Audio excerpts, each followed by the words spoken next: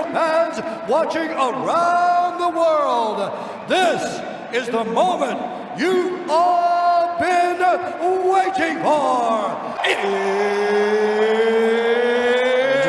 Let's get straight into the episode.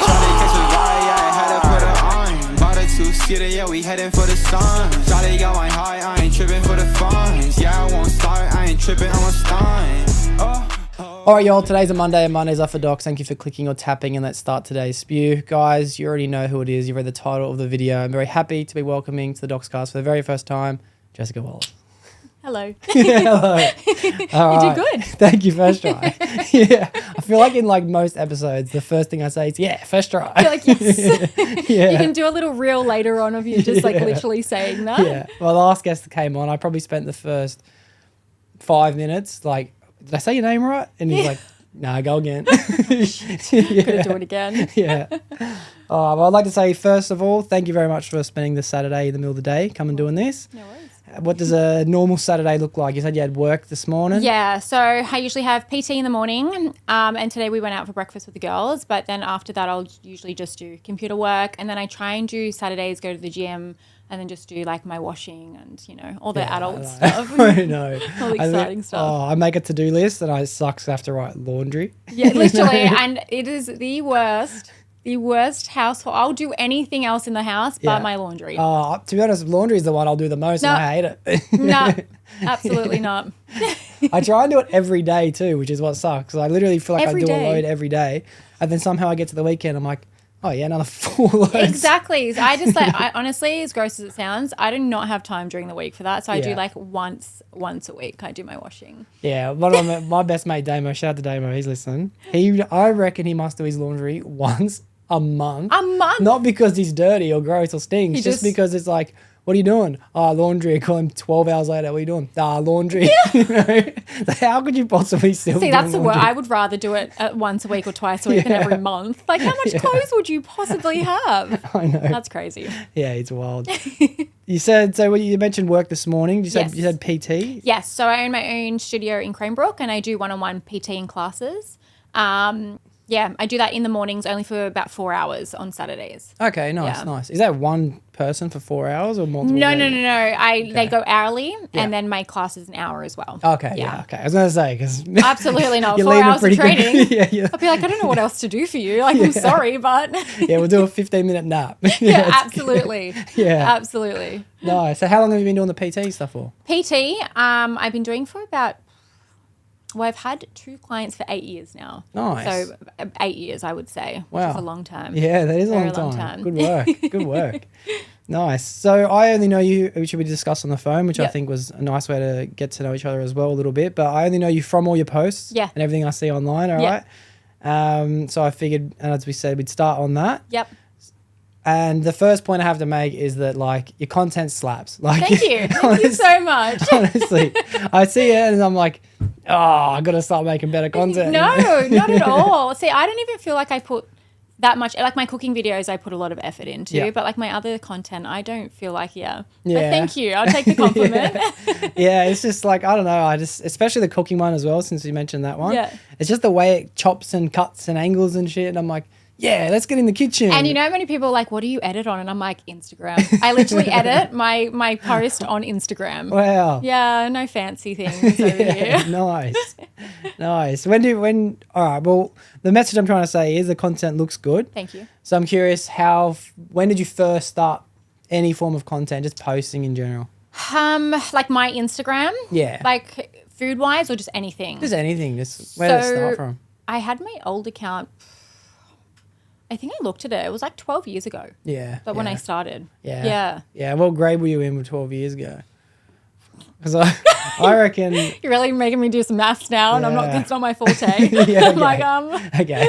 Somewhere in high school though. Yeah. I remember posting back then too, and I was just thinking about this maybe yesterday. I was like, I'm so glad I've removed myself off the internet before the age of 22. You know, it was so embarrassing. Just everything was cringe fest. Like, oh my God. Like, I went back a long time ago and actually deleted posts that I first ever posted because I'm like, that's so embarrassing. I'm not having that on my Instagram. Yeah. My Instagram's only like 18 months old. I think I started it when I started episode 1 of this. Really? Because it's like every year I'm like, embarrassing, delete. And you delete your whole account and again. just start again. Yeah. It's a bit what I did, I guess. So Yeah. like, see ya. Yeah. Well, your story of deleting the account's a lot bigger, and I want to get to that in a minute because that was a massive. Mine was just for the point of embarrassment. My next girlfriend ain't finding any of this. Absolutely not. Yeah. That's so funny. Cool. So when did you start to have more of? Because would you call it a passion, like posting things? Because I find that most people that do constantly post find it a passion. Yeah. So I don't really know. Like, it's hard, this question, because I enjoy creating content. So I'm going to say maybe in the last 2 years, I've really, really tried with my content. Okay. Yeah. Nice. In the last 2 years. That's cool. And where did that drive come from? Like, for me, it's hard to even find an answer as well. So I don't know why I'm necessarily asking you, but for me, the drive to create better content was to, I guess I had a lot of admiration for those who did it. Yeah. And I felt like, maybe I'm not the same. But then as soon as I started the process, it was like, this is easy. You know, Yeah. it's not hard to put a bit of effort into And it. I enjoy it. See, when I'm editing and I'm filming, that's when I feel my most happiest and therapeutic. And I do it for my business too, which is also something that I am so proud of. So I guess the drive comes from there, is because I'm doing it for something that I love doing. Plus, now I own a content creation company. Okay, yeah. So, and that opened about a year and a half ago now. So yeah, obviously I just enjoy it. Yeah, nice. Good answer. I couldn't think of it. There's no better way to answer it than I enjoy it. If you turn around and said, I don't know, I hate it. Like I wouldn't open a company if I hated it, but I find it, like I said, therapeutic. So Yeah, I definitely relate, because the therapeutic side of it is I'm noticing it's a form of creative expression. Yeah. You know, some people make music, some people, I don't know, they might paint, but putting out even as easy a video as me, where it's just cutting and changing camera angles between people. Yeah. There is a lot that comes into play with, you know, having the conversations and then editing and creating the clips. 100%. It's actually such a form of creative expression. Yeah, and you're doing it for your business, which is your podcast. Yeah. So it's like you get excited about it, you know? So yeah. You mentioned what word did you use? Creative. What's the business you said you created a year ago? Content creation. Yes. So Simple and Sleek Designs. Okay. Yeah. So what does that look like, if you were to describe? What does owning that business mean?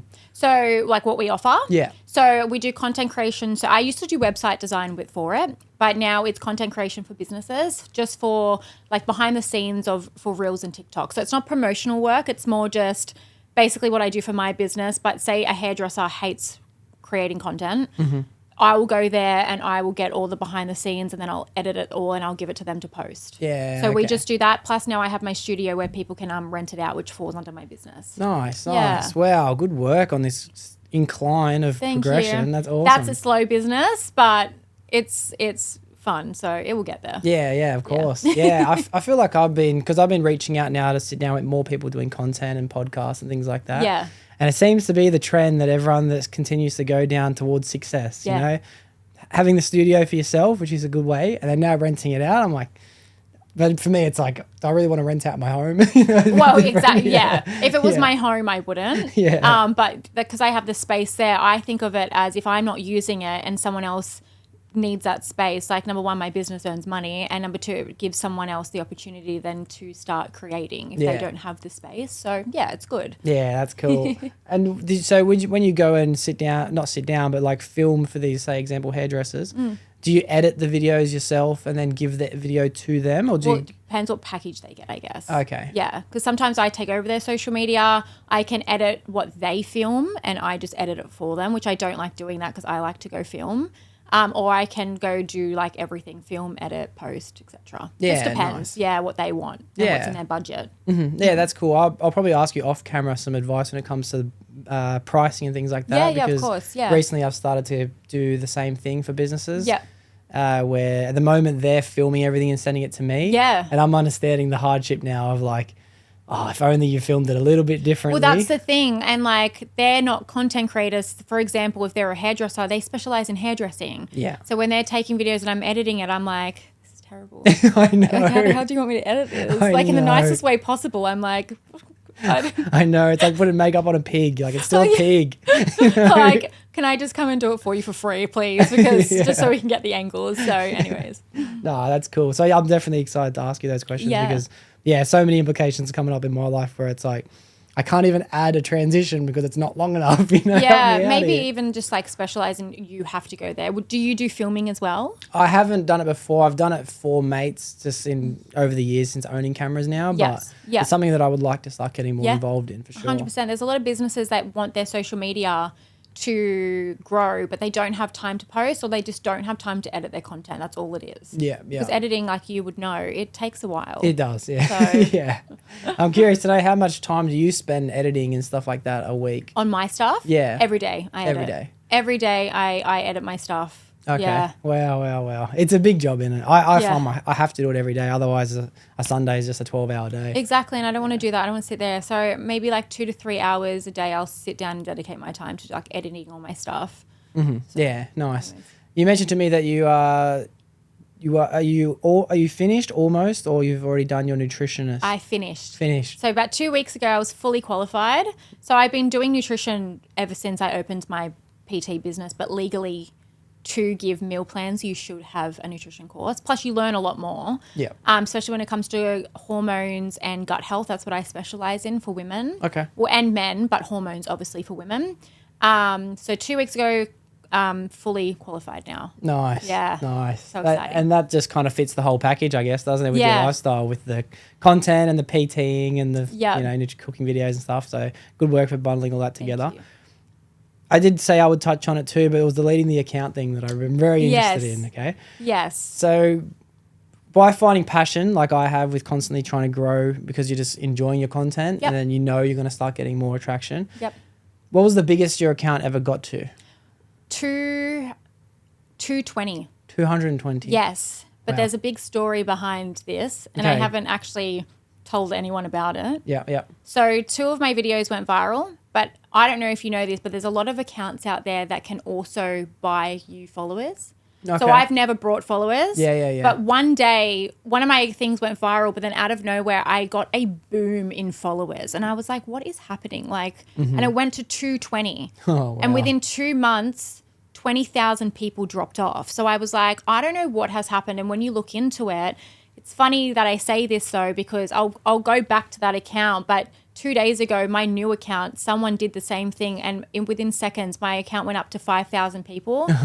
And I had to put my account on private. I had to contact Instagram, and then they've now deleted them all. Oh, so you've got to be really careful because it can ruin your account. Yeah, wow. That's number one. Yeah. So with my big account, when that was happening, I was like, I look like an idiot at going up and then going down and then going up and then going down. So, and I was contacting Instagram, wasn't helping me. Then it finally slowed down, and I think I'm at like 179 or something. Mm-hmm. And then if you put yourself in my shoes, what you do, you enjoy doing your content and you put it out there and it's all well and good. But with that amount of followers, every single post, it got to a point where I was getting banned and someone was reporting me and it was getting blocked or taken down. And because I love doing what I do, it got so frustrating. Yeah. And now that I have my new account, I have 300 followers, I actually get the same reach. Okay, wow. Because my account kept getting blocked. Yeah. So I was like, what's the point of this, honestly? Yeah. That's crazy. Someone's ruined my account by doing that. Oh my gosh. Yeah. But now I use it for my nutrition page. And I've deleted all the photos that were blocked, and now it's completely opened and unblocked. And now I just post food, which Instagram likes that better because obviously I did all my modeling photos and they did not like that. Yeah, okay. Well, so they didn't like that. Instagram itself didn't like the modeling photos, or the people. I don't know because you don't know. It just comes up that something's blocked, and it's like no new. I think it was like a photo saying no new followers can see your page. And every time I would post, it wasn't reaching what I needed to. So in my eyes, if I'm going to put all this work in, why am I going to bother? Yeah, because you already have your new capacity limit. So you can't why am I going to bother? So my mental health as well, because I was so frustrated because you put on all this work and you want your business to grow. But now I'm number one, my mental health is so much better.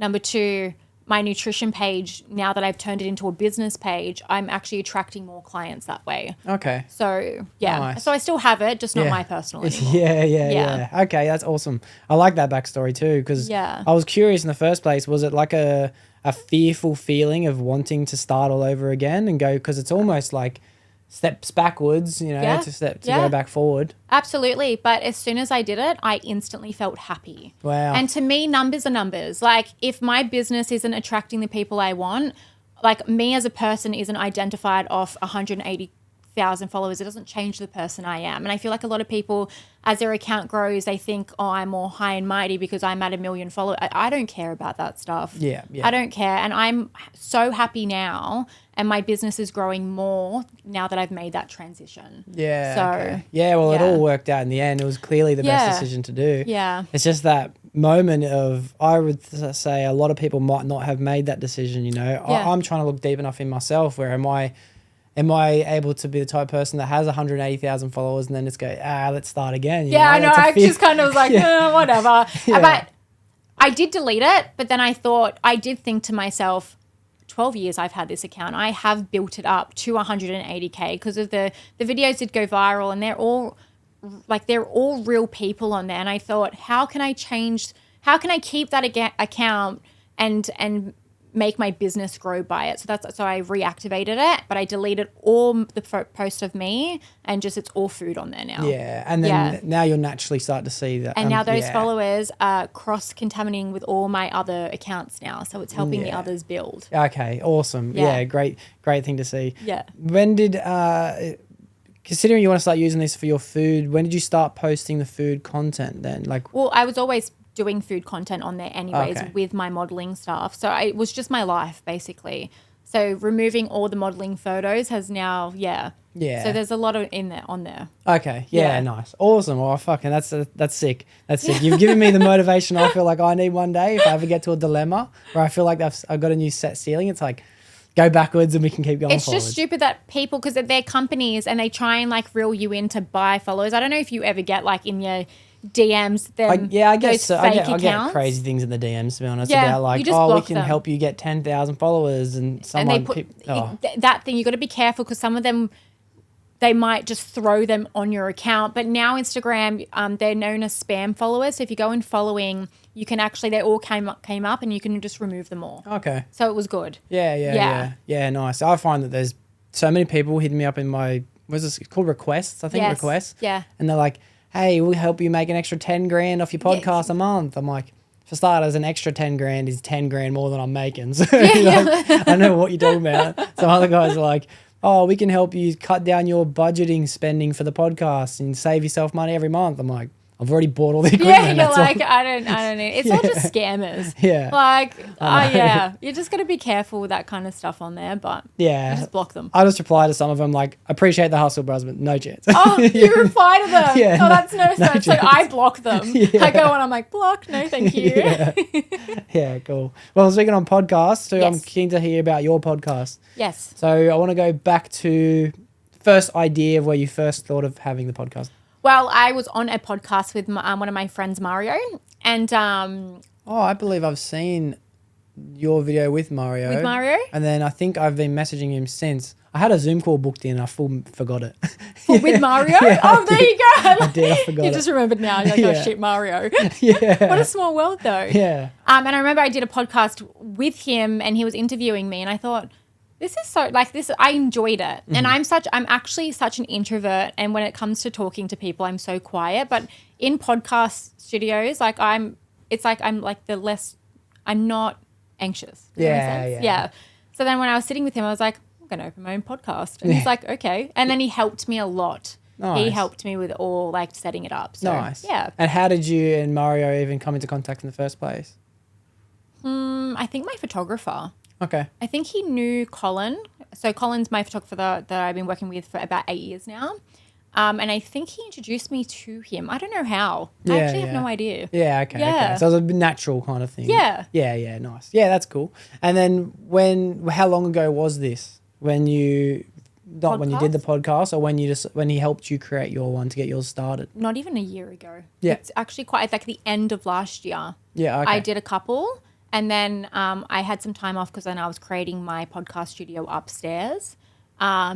Which looks awesome, by the way. Thank you. Yeah. We're getting there. Like, it's not as professional as yours. Oh, trust me, this is all for show. This ain't professional. But I've got 2 little clip-on microphones and 1 camera. And I'm just like, this will do for now. Like, whatever. So maybe like November last year, I think. Mm-hmm. Yeah. Yeah, nice. So the feeling was just more of like an excitement feeling. Like, I really enjoyed doing the podcast. I want to enjoy doing more, so I might as well have my own one. Yeah. And I'm curious too, and I don't expect an answer because I didn't have one for a very long time. Yeah. Do you have an ideal theme or conversations that you want to talk about, or is it kind of open to? It's opened, but I always believe in with any of my platforms, I just want to give knowledge or inspire someone and all that. So I do like to talk a lot about people's stories, number one. We did a podcast yesterday where we talked about like women's abuse, child abuse, and really mental health as well. I think it's important to talk about those types of topics as well. But, you don't want your podcast to be all doom and gloom all the time. So, yeah, it's open to anything. I don't really have a niche. A lot of health and fitness, because I'm in that industry. Yeah. But, yeah, just all those, I guess, lifestyle, wellness, health and fitness, all that. Yeah, nice, cool. Because a niche, people say a niche is important, but I don't know. I feel like after me doing almost 100 weeks now, it's like I've got no niche. There's no need for a niche. It's like you can have your own personality, which is your own podcast, which is a niche. Yeah. There's only one us, you know what I mean? And why do you have to have a niche? Like, who said that? Yeah. Why do you have to have one? Yeah. I just want to know why, because I have all different people that have come on. Like, I got my best friend to come on. Yeah. And we just talk shit on it. Yeah. And people love that. Yeah. So, I did something like 70 episodes of just mates, just one mate after another, just for a year and a half straight, just one by one, to say your turn. And then now I'm starting to reach out more and trying to create more, network and stuff like that. But the best part of it was just talking shit with the boys, you know. You know what? Nothing's more authentic than you and your best friends talking. Yeah. Nothing. Yeah. So,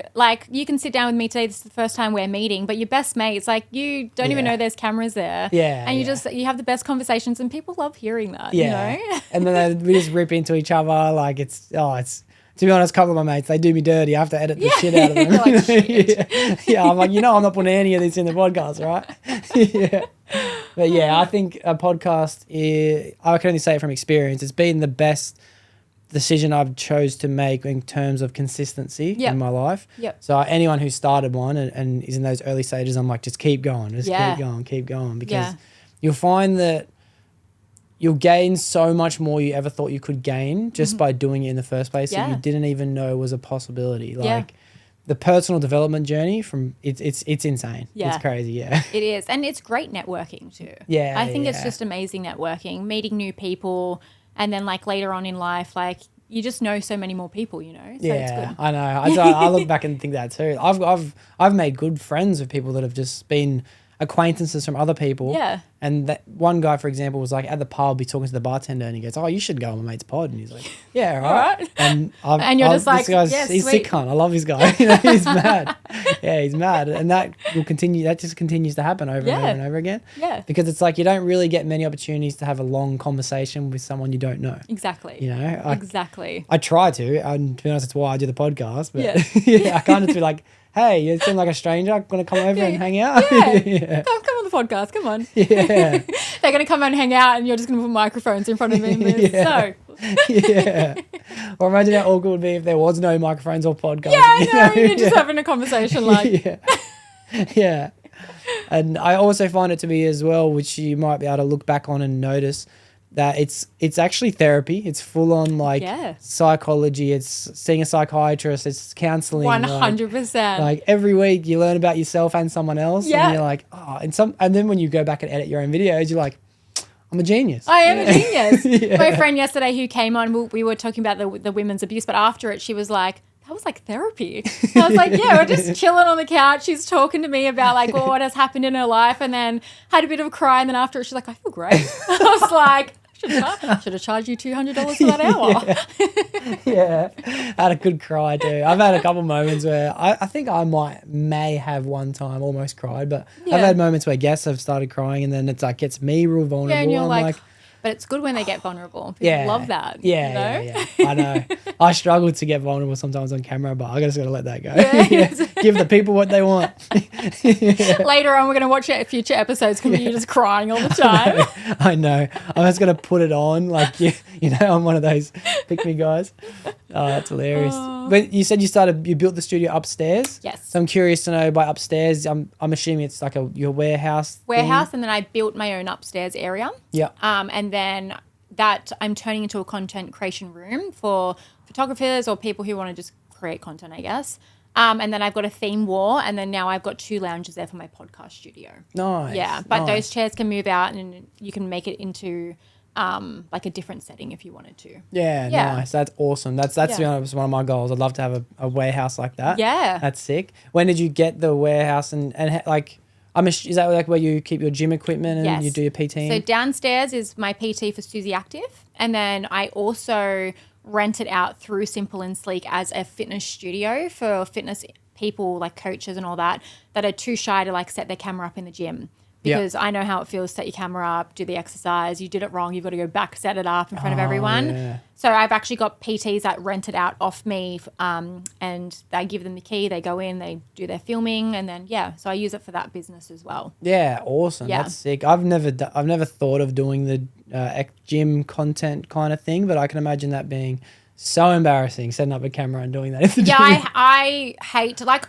When I see someone setting up a camera, I just think, because I'm in the content creation, like I think nothing of it. I just think, you do you. Yeah. But when I'm setting up a camera in the gym and filming my exercises, I'm like, oh my God, I'm so embarrassed at myself. And I don't know why. Yeah. Well, you can kind of get it because I understand that feeling. Yeah. Because I know what it feels like to be that person to have judgment. It's just something that natural people do. Yeah. And then as you get older, you start to understand people's characters more and start to, I relate to this person. Yeah. And then you kind of you let go of the judgment because you're like, I feel you, dude. I feel you. No need to be embarrassed. Yeah, exactly. So because you still have, like I do it in my own life, I think to myself, I'm embarrassed to do this. Why? Because I've been the type of person to judge this, you know? Yeah, exactly. That's wrong. Why did I ever judge anyone for doing this? Yeah.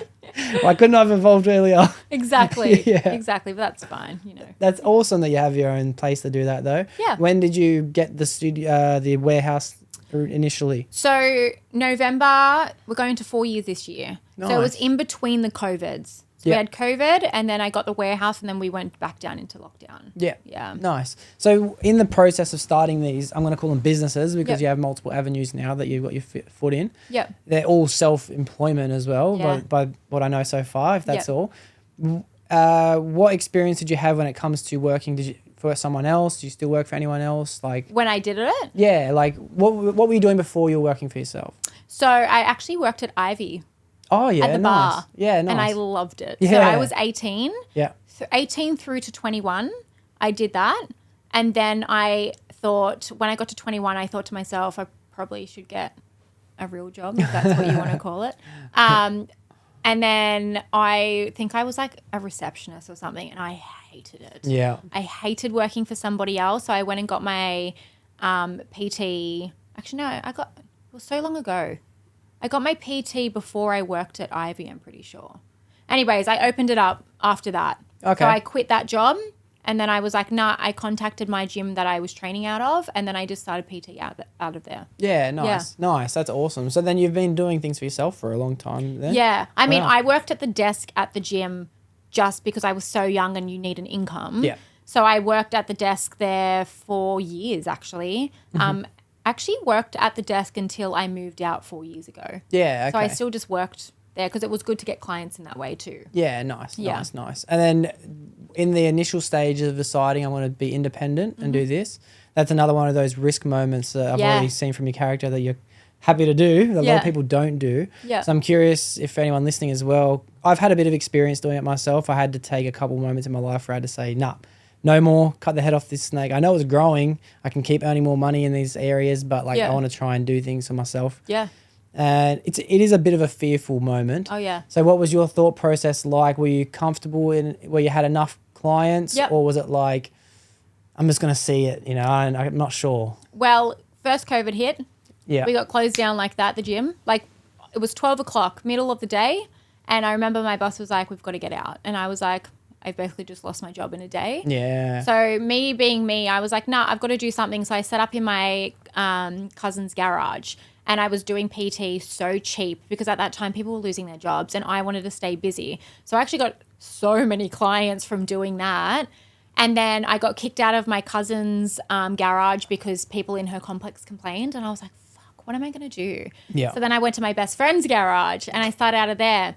And then lockdown finished. And because I had my own space in those garages, I loved it. So when I went back to working in a gym, I loved the gym I was working at. It was nothing against them whatsoever. But I thought... What was the gym, by the way? If you're Revolutions. Nice. Revolutions, yeah.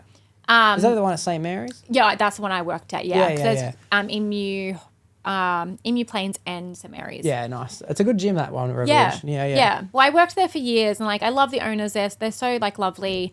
But I just was ready to go out on my own. I needed more. Mm-hmm. So I literally just looked at warehouses. I applied for one and I got it. And I was just like, I'm going to do this. Nice. Because after COVID, and then I set it all up and then we went back out into lockdown and I was like, perfect. Yeah. Cool. Yeah, that's Awesome. That's awesome. Good leap of faith on that too. Yeah. Did you find comfort because you had already built enough PT sessions with people that you felt like, I can afford to take this risk? Or was it more of like, I need to find more in order for this to work out? No, I had enough clients. Nice. So like, because I got rent, I must admit, when the warehouse I'm in now, it was when they were first built. So they wanted people in. So my rent at that time was so cheap. Nice. So I was like what? I have nothing to lose really. Yeah, great opportunity. Yeah. Yeah. So yeah. Nice. Awesome. Loving it. I'm getting pumped up the more I go. I'm like, fuck yeah, I want to open a warehouse. I want to fucking open this. And in my head, I always believe, I guess if it fails, it fails. Like I don't really get scared of that because I just think you're never going to know unless you go and you just do it. Yeah. And you always find a way, always. Yeah. So I'm just like, whatever. I'm my own biggest, I am in my head, the devil and the angel on the shoulder. Yeah. And it doesn't matter how much I convince myself it's a bad idea to do something, I'll convince myself it's still a good idea. Yeah. You know? Like oh man, I can't explain it, but it's like, I think that for starters, when you decide to take risks, I'm a strong believer. If you take risks and try your hardest, you'll succeed. 100%. Consistency too. Yeah. If I was to get this gym and I wasn't consistent with what I was doing and I just turned down clients or kept canceling, like you're never going to make it. Like with anything, health, fitness, anything really, you have to be consistent for things to grow. And if you are, they're going to grow no matter what, aren't they? Yeah. So I say the only time something stops improving is when you stop doing it. exactly. Like it's so simple, but yet when you're in those moments, sometimes it's so complicated because you have other things you're trying to juggle at the same time, and you have to find a root foundation. But even believing in what I believe, that take risks, try your hardest, you will succeed. But you have to have no excuses. You have to try your hardest. I still think in the back of my head, if it doesn't work out, at least you know. Exactly. And at least you can be like, all right, I don't need to try that. Exactly. Like, I don't know if you knew this, but I had I actually had a clothing line. I didn't know this. Yeah. So I started off in bikinis and then I transitioned into activewear. And only I think maybe last year or the year after, I actually closed it down because it wasn't profitable. I wasn't going to keep going with that. But like, I didn't care to close that down. I'm like, it didn't work out. Cool. I just moved on to the next thing. Yeah. Something's gonna give one day, something. Something will. Yeah, that's cool. Now you've got me curious about that too. So because I would love to have my own clothing line at some point. It's been in the back of my mind since I was probably 12. Yeah. But so far, they're just ideas of what they can look like. I haven't even drawn them out yet, You'll get there, it's okay. One thing at a time. One thing at a time. But what was the cons that you found in having your own clothing business? The cost. It was so expensive. And not only that, they don't start you with small units. Like you have to order 1,000. Oh, okay. Like with who I went through, it was like 1,000 per color. Oh. So if I wanted 3 colors in crops and pants, I was 6,000 units I had to sell. And like being a startup company, I'm like, fuck, am I going to sell 6,000? Like, I don't know that many people. Bless my family, my friends. They all supported me. Yeah. But then, like, I started packing them up and giving them to influencers to then post for, obviously you give them to them for free. Yeah. They get all the content for you. And then it started selling. Yeah. Like, they sold, but not like fast. Yeah. So I was like, I don't have the energy for this. Yeah, and I think about it too. I think to myself, if I give out a certain amount, then you have to get this much back to just to cover that. Yes, so you got to think about like your exactly. Yeah, and because I had so much other things to juggle, that was the least of my priority. I could have made it work if that was like if I had a full-time job and that was like my side hustle, I would have made it work. But out of everything I'm doing, I was like, you know what, I don't need it. Yeah, nice. That's another big risk too. Cut the losses on things. A lot of people aren't happy and easy to cut the losses. Yeah, and they just think to themselves like, it's consistency. It's going to get me there, but it's not just consistency. It's also try your hardest. Yeah, exactly. You have to do both. Exactly. And if I'm not giving 100%, I'm not doing it. Yeah. Like I can't just have it sitting there. But then when I closed it down, so many people were like, oh, why? Like your activewear is the best. And I was like, you could have bought something then. Why the fuck didn't you tell me this when I had it? Like, seriously. Yeah. Like, nice. Oh, well, cool. Very, very cool. With I can't remember where I was going to get to at the next point, but I was still curious about the podcasting as well. Yes. How many episodes have you done so far? Oh, not many. So I probably should know this at the top of my head, but I do not. Yeah. I did 1, 2, 3. I did, I think, 4 at Mario's studio. And then I've only done 3 in my studio now. Yep. Oh no, 4. I've done 4 in my studio. Yep. Nice. So not many. Yeah, but it's still 8 episodes. It's not that. Trust me, there's a lot of people that do a lot less than 8. I'm trying to do one every week. Yeah. But like for me to also then edit it and then get it out every week, I'm just like, I'm not putting a time frame on. When it launches, go on my Instagram and you'll know about it. Yeah. For now, I'm just going with the flow with it. Yeah. It's a massive thing to juggle with a consistent routine of once a week. Yeah. It's not impossible, trust me, but it's like, I'm limited to the amount of things I can do outside of this. You know what I mean? Like this has to be priority. You know? Yeah. Well, if it was like my number one priority, I can do it. But like I want to be an online nutritionist. That's my career. Yeah. This is just like at the moment I'm like for fun. Yeah. Nice. When it comes to nutrition as well, I'm curious because in my life, trying my best to fit it in as best as possible. Yeah. I've gone through all the waves you can possibly go through to like eating anything I want at all times and decided I've had a mindset that's like, if I can't eat whatever I want when I want, I don't even want to be alive. Yeah. You know, this is happiness. Macca's and 7-Eleven food. It was 7-Eleven out of all the foods. I love 7-Eleven. 7-Eleven. Oh, Krispy Kreme donut. From 7-Eleven. Oh, yeah. Are you joking? Yeah, honestly, I love 7-Eleven. I used to spend so much money at service stations when I was doing my apprenticeship. That is crazy. It'd honestly be about $700 a week, right, at the servos, because it'd be like cigarettes and then drinks and then pies and snacks and chips and lollies. That breaks my heart as a nutritionist. Hey, but like your insides. Yeah. Oh. Yeah, there was no insides. It was just a skeleton. That's all it was. I was a skeleton with skin. Oh, that's so funny. But it was at the time I enjoyed doing it, and then I've gone through. I feel like I've tried a lot of diets. I've tried vegetarian. I was vegetarian for like maybe 8-9 months at one point. I've tried meat only. I've tried lots of This is what I'm hoping to get towards with this question. At the moment I don't really know what I'm going for. A healthy dinner and maybe some fruit for lunch, something like that. Yeah. And then I've had the big period when I was like a late teenager that as much as I possibly could I blew up to like 95 kilos from like 70. From eating just anything? No, just everything. Not anything. I mean, like as much of chicken and rice as I could. Oh, so it was more healthier food. It wasn't healthy food. It was just protein and carbs. That's all it was. Yeah, and then all right. if there was fats in there and sugars or whatever, as long as it's protein and carbs. It's hard. Like when it comes to nutrition, especially if you really just don't, like so many people are so confused. I understand, but it's also so simple. Like I do lifestyle coaching. Mm-hmm. So number one, I'm vegetarian, but it's in my field. Like when I say no to the meat diet, it's not because I'm vegetarian. It's because so much meat is so bad for you. But just like anything, like so much tofu for me is terrible for me. When you say, sorry, I'm going to do this a bit because I'm very curious about this. But when you say so much meat is so bad for you, do you mean eating so much is bad or so much of the meat we have to buy is bad? No. So eating so much meat, your stomach lining can't break down because of the protein in it. Okay. And red meat is incredibly bad long term. If you bulk eat that every day, you're going to have so much health risk, and it's scientifically proven. There is a website that if you want to attach it for people to read, they can. Yeah. But there's scientific like science behind it all. And I'm not saying don't eat red meat, but everything's in portion sizes, everything. Yeah. Because like too much soy can also help ruin women's hormone balances as well. So when it comes to soy in like sauces and like I said, tofu and all that kind of stuff, it's so bad for you.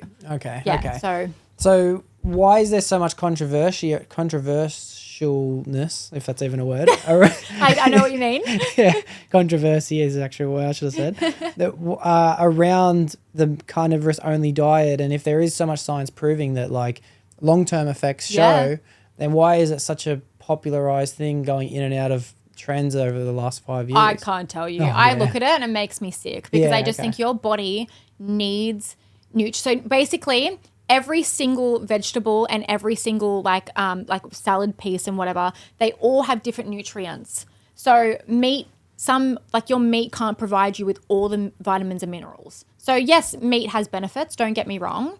From the protein intake and all that kind of stuff, fish is amazing for you, but your body still needs veggies and salad. So say you have a plate, half your plate should actually be veggies or salad, a handful of protein, a handful of carbs, and then just a little bit of fat. Okay. That's all like your plate needs to be. Yeah, yeah. So when you go out to restaurants and they're giving you like basically half the cow on your plate, I look at it, and not as a vegetarian, it's hard again because I'm not saying this because of that. Yeah. But I look at it and I'm like, you are going to have so many stomach issues tomorrow. Like, I know. me. Every time too. Yeah, all bought and paid for too. I earned that problem. Yeah. Give me a kilo of ribs, the biggest steak you got, and let me complain for a week. Look, if you're going to do it, like not all the time. If it's like twice a year where you're going to go eat like half a thing of ribs, like are you going to die? No. Yeah. But if you're doing that every week, like your health is terrible. Yeah. I understand. Balance, you know? I'm understanding the balance too. And when you say like a handful or portion size of meat and half a plate of vegetables too, one thing I'm trying to work out now is, can you have the same vegetables every day, or do you have to constantly change them up in order to get the nutrients? Look, if you're fussy, I would just say just eat whatever veggies that you want. But with my clients, I say always just try and make it colorful, because again, like tomatoes are going to give you different benefits than capsicum. Yeah. So if you're just having capsicum every day and you're never going to have a tomato, whatever it holds nutrient wise, like you're not going to get that. So I try and get my clients every day or every week even to mix it up. Okay. Yeah. Yeah. Cool. And just say you are doing a meat-only diet, for example, and there's nutrients that you could be getting from vegetables. Can you supplement those with supplementation, as in like vitamins, tablets, if a client comes that? to me and wants to do a meat-only? Yeah, I'm just using an example, right? I would tell them absolutely not. Like as a nutritionist, because I know it's not good for them, I will not do a meat-only diet and put them on supplements. It's not healthy. Yeah. Okay. Yeah. Okay. So supplements are to be looked at kind of how I'm looking at them, and it's not to supplement, it's to add addition in case you're not getting enough anyway. Exactly. So for example, I don't eat meat, so my iron can be low. There's only so much spinach in the world you can eat. Yeah. So I'll take iron tablets to supplement that. I also don't drink dairy. So calcium wise, especially being a woman, like if you're a woman and you're pregnant and you don't drink milk, you're not getting your calcium intake in, so they'll have to be on calcium tablets. That's the only reason why you should be taking tablets, not because like you just can't be like you want to be on a meat-only diet. So I'm just going to take tablets to replace the veggies. It makes no sense. Yeah, I know. And to be honest, it's easier to eat veggies than only meat anyway. The carnivorous diet's hard enough as is. No one really enjoys it. Yeah, but it's like me eating like tofu every day, all day. Like, it's disgusting. Who wants to wake up and have a steak? I don't know. You might, but I'm like, I could. Yeah, I thought about it this morning. Yeah. Nah, what I'm trying to do, I'm curious if you think this is a healthy lifestyle, or should I add more, take things out? For me personally, what I'm trying to do is I'm trying to just have a healthy dinner. So it might be as simple as like fish and some couscous or vegetables and or all together, or a steak and some vegetables, things like this. But for lunch, to be honest, until dinner, the only thing I eat is some fruit and yogurt. That's it. Breaks my heart. Okay. So I always do this. Simple, breakfast, lunch, dinner, protein, fats and carbs in each meal, like I said. Okay, so breakfast, for example, you might have a piece of toast with avocado and an egg. That's protein, fats, carbs right there. And then you might have a piece of fruit with a yogurt. Then lunch comes, again, you might have chicken, like barbecue chicken with rice and like veggies, like a stir fry or something.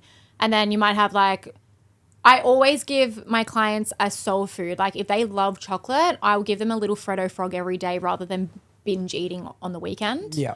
Otherwise, you can have another piece of fruit. So 2 pieces of fruit a day. Then you've got dinner, protein, fats, and carbs. You could have like a nice homemade lasagna with some veggies on the side. Yeah. Like, okay. simple as that. So it is as simple as it's always been, to be honest, breakfast, lunch and dinner. Yeah. I've been going through waves of like breakfast isn't important. We're not meant to have breakfast. It's so important. And it is A lot of coaches and that, we all have different beliefs. Me personally, I feel like breakfast is important because it's telling your body I'm ready, especially for people trying to lose weight, because your metabolism will speed up. Okay. By eating breakfast in the morning, because it's telling your body, okay, I'm ready to work now. Yeah, okay. Yeah. Yeah, that makes sense. So does it work the opposite with men though? If you don't have breakfast, are you able to slow down your metabolism and then like, bulk up more quicker, or does it? If you want to bulk up more, I'd be eating breakfast to get those calories in. Yeah, really? Yeah, you're right. It's pretty simple, isn't it? Yeah, you're right. Okay, well, some people believe, is it true then that some people aren't meant to be eating certain foods, and like not just foods as in like they're allergic, but some people don't react well to vegetables and fruits. Some people, that is true. And is it just very uncommon, very, very uncommon, or? No, it's pretty common.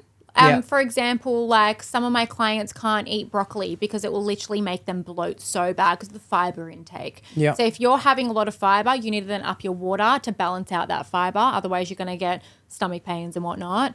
It all comes down to hormone balance as well. Some foods might, irritate some people's guts more than others. So it just depends, honestly, on the person. And how do people know? Is it just through experience and trying? It's like trial and error. Yeah. That's why when I do nutrition, I used to just do nutrition plans and give it. Now I only do coaching, only because every single person's gut, goal, lifestyle is all different. Okay. So it's if someone comes to me with gut issues, they have to do coaching because like, I'm not inside your gut. I have no idea what's irritating it. Yeah. So I would have to I make them send photos of every single food they're eating that week. And then one thing at a time we'll cut out. Oh, okay. Yeah, nice. And then add it back in slowly and see what the problem is. Nice. That's awesome, to be honest. I didn't know that nutritionists kind of work in that field, or coaches in general. Yeah. It's very similar to being a tradesperson. Like in our industry, part of our job is service. Yeah. So we have to go around and fix something that's broken. Yeah. And most of the time you can only know by one, trying each component to see if it works. Exactly. Yeah. It's that's crazy. It's not a simple fix. The only thing nutritionists can't do is work with people with like severe like diabetes, and they have to be referred to dietitians. Okay. Yeah. And what's the biggest difference? How do you judge whether someone needs to go to a dietitian or not? Well, if they have diabetes, I would send them there. Yeah. Because you got to be careful with legal things. A lot of people don't know this. So PTs, you'll see them all over the internet. If they're not fully qualified as a nutritionist and something goes wrong with their client's like meal plan, for example, there was this thing where a PT gave too much water to his client and she drowned, and she actually sued him. Yeah, because you can sue them. If you drink too much water, you can drown. How much water did she drink? I think he put her on like 8 liters. It was a whole article. Oh, wow. Like why you would put your, don't ask. That's crazy. So PT's got to be careful. If I can drink 3 liters of water in a day, I'm done. So it's 1 liter every 25 kilos of your body weight. Okay, 3 liters is pretty normal then. Yeah, it's not too bad. Yeah. But even hitting 3 liters is still a lot. It's a lot of water. I drink 5. 5? Yeah, 2 of those. Oh my God. But I build my body up to that. Yeah, you came with your drink bottle and I was like, I could offer you 500 You're like, ml. would you like a sparkling water? And I'm like, it's okay. Yeah. It's okay, I got enough to last me an hour. You keep that for your other guests. It's all good. Yeah. Wow, that's crazy. I was curious as well. You mentioned that if your customer has a vice, like a chocolate or a sweet tooth or something, it's best to obviously have a little bit per day. Yeah. What's the differences in, what's the word I'm looking for, but production or efficiency if they were to take that one little thing out, like say a little Freddo Frog, does it make a massive difference or is it not too bad? Look, again, if I have someone that's, and I say this really like in a nice way, if someone's obese and they're on the unhealthier side, I'm not going to give them when they're first working with me a little chocolate to eat. Like you kind of need to work for it. Like I'll give them about 4 weeks. You got to be strict with your eating. Let's get you on track. And then especially when it comes into period time, I find that most of my women clients will binge eat on the weekend. But if someone comes to me and they're like consistently like, oh, Jess, I binged eat chocolate on the weekend, I just add that little, like I think 1 little Freddo Frog I don't know from the top of my head, but it's like 100 calories or something. Yeah. Like if they're having that in the middle of the day, they're probably just going to burn it off anyway. So I'd rather that than them sitting down on a Saturday night, eating chocolate, a whole block, and then go to bed. Yeah. You know? Yeah, for sure. Damn, man. I identify with that obese person. Oh my gosh. I'm not going to lie. I will eat a whole block of chocolate myself. So I give myself little chocolates myself because I have such a sweet tooth. So I get it. I should do that more because, to be honest, I just try and avoid anything that I think's not good for me. No. Except vaping. Vaping's the one vice I've got in my life. What's that in your hand? I know. I lie. There's my one vice. All right. I drink water and water alone. Yeah. I don't drink milk. I don't have any snacks, chocolate. I try to avoid everything. But then because I've been so strict, when I snack, it's like. Well, that's the thing. Like I believe in soul food. So like sometimes I'll give them like homemade burgers to eat for dinner. Like it's not chicken, broccoli and rice. Like I give them pasta, pizza, all that kind of stuff. It's homemade, of course. Yeah. And then like go out for dinner with your family. Yeah. Like you got to enjoy life still. Yeah, of course. And like, that's the hard part about balance in general, you know? Yeah. Like you want to do things for the right reason, but you also want to be happy at the same time. Yeah. Find that balance. And it kind of leads me to something I was going to ask you before as well, is I feel like you have what seems to be a good balance. I'm not you, I don't know. Yeah. But you're good at juggling, you know, some of the best things that a human quality should have with health, fitness, creative expression, you know, you're doing these things.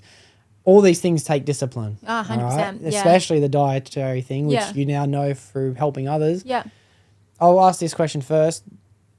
Is it frustrating or knowing that people aren't, or do people not stick to a diet? Do people just sign up and go, yep, I'm ready to do everything you want? Or do some people be like, yeah, I tried, I failed? Like, how often does that happen? Regularly, because with the human brain, like, you've got to train it to be disciplined. Like, was I always disciplined? No. Mm-hmm. But because now I'm such a disciplined person, when someone comes to me and if I've been working with them for like a couple of months, it's just about retraining their brain. So as a coach, that's when I have to make them accountable and help them with that.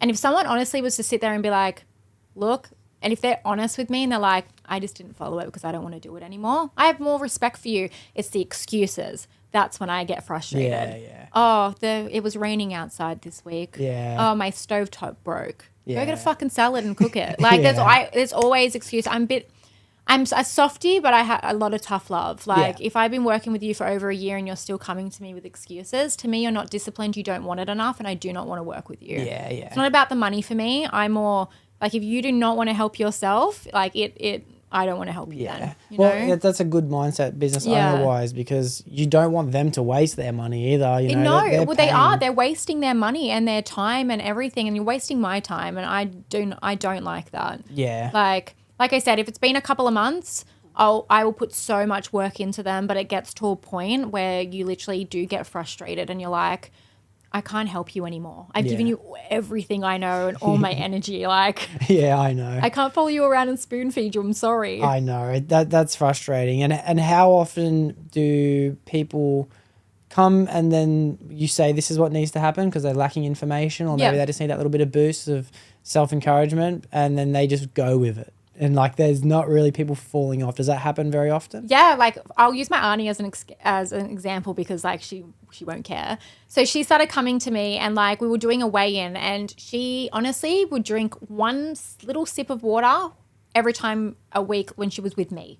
Like that's all the water she ever had. Wow. We're doing a weigh-in, and her stomach honestly just was not going down. So like, because she's my auntie, but also I'm her coach, I like put my little boss pants on, and I literally was like, I wouldn't say I had a go at her, but I was really strict. And I was like, look, if you do not drink your water, this is what's going to happen. Oh, sorry. I've been confused thinking to myself, she's not allowed to drink water, but she wasn't drinking it. Water. She just wasn't drinking it. And it got to a point where I was like, you need to do this, otherwise this number's going to go up. And it's like something in her brain switched. She always would drink Gatorades or like Mothers and that. She hasn't touched it since. Wow. All she drinks is water. So it's really, sometimes it's just a little switch in their brain. Or sometimes they'll just give up and they'll be like, no, this isn't for me. And they'll go on about their life with their unhealthy habits. But at the end of the day, if that's how you want to live, I don't care. Yeah, you're offering a product for people if they want to accept it, you know. Like, it's good that you're not forcing it down people's throats. You have to do this, you know. No, if they come to me and they're like, why is this happening? I'll tell you why. But if you're not going to change, then I don't know what else I can do for you. Yeah.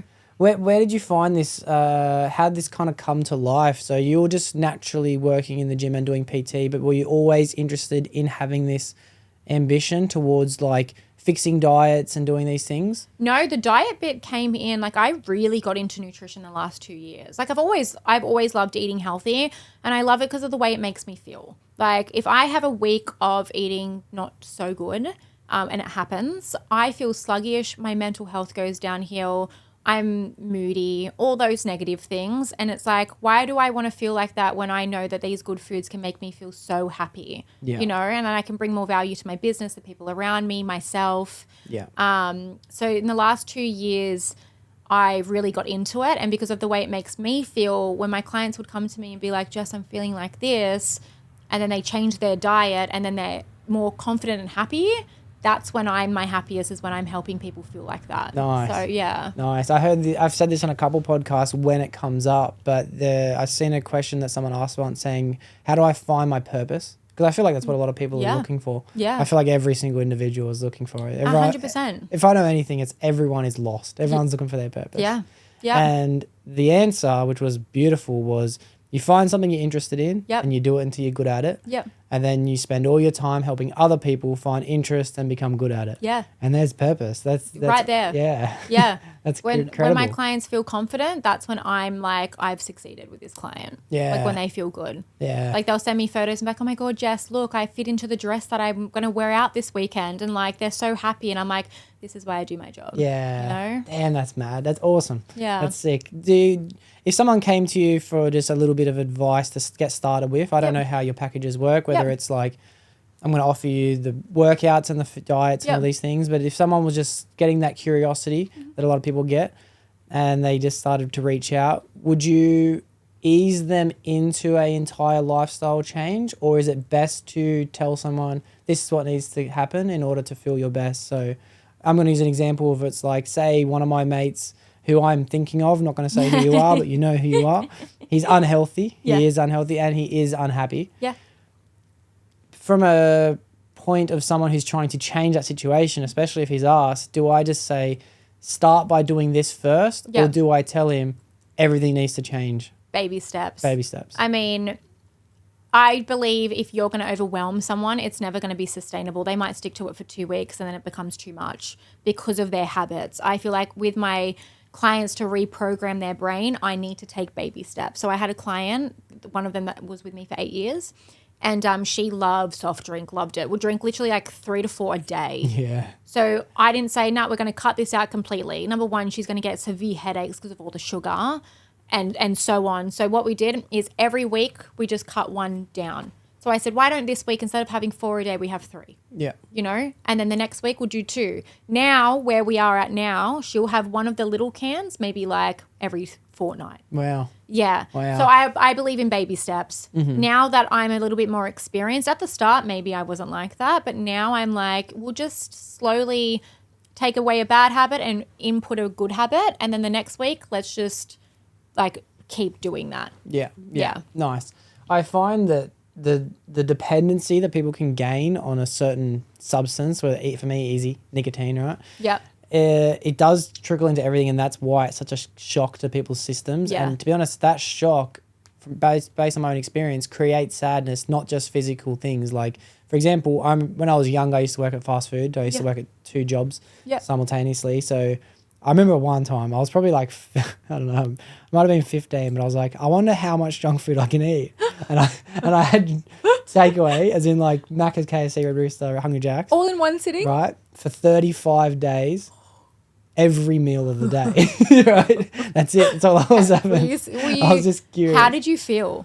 I felt, it's hard to know back then because I wasn't reflective. I wasn't aware of anything. Yeah. I'd say how I felt when I tried to stop. Yeah. I was drinking so much of that syrup soft drink that I was severely sick and headaches and frustrated. I mean, like angry when I wasn't drinking out of the straw. Yeah. Like, I remember I'd have to just leave somewhere and go get one and come back. Yeah. Because I just wanted to punch on with whoever was in me. It's an addiction. Yeah.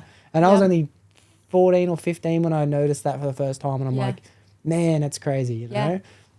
So it is a big shock to the system trying to get rid of something because, and at the moment, the reason why vapes is a hard one, I'll use this example, is because for some reason, when you've been doing something for so long, you attach happiness to that thing. You know, it doesn't matter what it is. Yes. So for me, cutting it out, it's a constant battle of quitting and starting again. Because as soon as you tell you, I don't even want this anymore. What am I doing it for? Get rid of it. Yeah. Then you don't do it and you're sad. You're grieving, you know. You need to then find a new habit to make you happy. Yeah. You can't focus on like a vape to input happiness into your life. Yeah. I mean, I don't vape, so I can't relate to that feeling. Yeah. I've never smoked and all that kind of stuff, but I know people in my family who do smoke, and when they've tried to come off cigarettes, they're the same. Yeah. It's like they smoke and like it just brings this like endorphin, I guess, into them, and they're happy, and I'm like, it makes no sense to me, but okay. Yeah. But I guess it's with anything, right? Yeah. So I guess you've just got to reprogram your brain to be like, you know what, this isn't good for me. Maybe I'll go for a run instead. Instead of thinking about it, just go for a 10-minute run. Yeah, I know. It's so simple, I promise you. I'm not making excuses. I'm only saying this, right? I understand. Yeah. I'm only going to say this because it's actually a conversation I had maybe 3 days ago with someone who was asking me. Because it's my best mate and he was my apprentice for a long time, and now he has his own apprentice. Yeah. And his apprentice vapes as well. Yeah. And he doesn't. And he was arguing with him. I don't get why you vape. I don't get this thing. And he's saying, well, you drink alcohol, you know, like you do these things. And he's kind of got to a point where it's like, yeah, but it doesn't make sense. And then I had to tell him the honest truth is, and it's the same with any vice, and it's why it's so hard to cut it out, because you decide in that moment, that's it. I'm getting rid of it. It doesn't matter if it's vaping, drinking, junk food. Yeah. It might be bad habits. Yeah. It's just, as soon as you do it, then you have to fight that voice in your head that creates every excuse why you should do it. Yes. And it doesn't matter how much you didn't want to. Yeah. You now want to. Yeah. And you have to somehow fight that urge. The human brain. Oh, it's crazy. It is crazy. It's very similar to running, you know, because when you run, you don't want to do it. Like, you have to constantly say to yourself, like, keep going, let's do this. And you say, all right, let's give up. No, I don't want to give up. You know? It's like a mental game. Yeah, honestly. That's that angel and devil that I was talking about before. It's a crazy roller coaster. But I have to say, if you can push past that hard bit, like, you honestly become so much more mentally, I feel like, stronger. Does that make sense? Yeah, like, if you can just push past them, like, your life will become better. Yeah, I know. I know that from experience. I consider myself to have no moderation skills, which is why I just have discipline only. Yeah. So I can't enjoy a chocolate every day, so I'll just have none. Or I can't drink alcohol, so I just don't. Yeah. I want to drink all of it. Yeah. So I understand once you get through that battle, it's sick, but it's like, I'm not complaining about it. I just find it interesting, the fact that you have to do that with every decision you ever make. Yeah, literally everything. It's not just vaping all the bad, it's everything, like you said. It's any bad habit that you might have, even like, if you've woken up in the morning and you go on your phone straight away, like, it's not a good habit to do, but we all do it. Yeah. So to get out of that habit, it's exactly the same thing. Yeah. I wake up in the morning lately and it's like, I know my phone's there and I'm so curious for the notifications. Yeah. Think for some reason there might be something so important. Yeah, which there's never is. Ever. And I'm like, I'm half asleep and I'm like, no. And then sometimes I'm like, just in case. Yeah. And I'll look. All right. And next thing you're on TikTok looking at dog videos and you're like, "Aw." I know. I've been caught so many times. Or now I'm to the point where I'm like, okay, I didn't do it. You know, nothing important. Exactly. Exactly. So it's just breaking out of those habits. So yeah. All right. For in your own personal life, what are you trying to break? Is there any habits that I know because you're good at the things you're doing right now. Yeah. Is there anything that you're trying to change? Or? Yeah. So at night, I have a bad habit of working on my phone late at night. Yeah. My sleep's good, but then also in the morning, I'm the same. I'll wake up and I'll look at my phone. They're like, in my morning routine sets my whole day. So I really want to try and get off my phone in the morning and only check it when I get to work. Yeah. And start doing things like, you know, your little wellness stuff, like stretching in the morning, or maybe listening to like a meditation or an audio book or something like that. I don't know. Yeah. So they're two little habits I want to basically do with my phone and work. Yeah, nice. Nice. And you just made me think of something I wanted to ask before. Speaking of late at night too, when you eat dinner, like what's, at the moment I'm kind of eating dinner, going to bed. Yeah. From a nutrition point of view, nutritionist, is that a bad thing to do? Look, I do it too. I feel like it depends what kind of lifestyle you have. Like, if I've just worked a long day and I've gone home and it's like 9 p.m. at night, I'm not going to not eat dinner, but then I'm not going to eat and then walk around the house for an hour before I go to bed. Yeah. Like, Is it the best thing to do? No, but I feel like depending on what your goal is. Like if you're trying to lose weight, it's probably like not the best thing to do. But if your lifestyle is that, then what can you do? Yeah. You know what I mean? Yeah. Okay. Well, that's comforting knowing that it's not detrimental to do it. No. It's just if it fit within the lifestyle habits of not doing it, you're better off doing Like you're going to bed with a heavier stomach, but like I said, it's either like with PT, if I start at 4 p.m., I have to eat my dinner at 4 p.m. and then I'm working. I can't just be like, oh, 1 second, I'm just going to go cook my dinner. Yeah. By the time I finish and get home, it's 9 p.m. You know what I mean? So it just depends with your lifestyle. Yeah. I'm the same too. I try and eat at the moment and say 6:30 is my time to cook. That's perfect. But then I cook, I eat, I might just, do some more computer work or something. And honestly, 8:30, I'm so tired that I want to go to bed. Yeah, that's fine. And it's like, oh, forget it. That's honestly, I don't see a problem in that. Okay. Yeah, cool. Now, I thought this would be a good segue too, because you did mention meditation and stuff for in the morning. Yes. And we touched base before on the word spirituality because it's a constant theme I'm constantly having on the podcast.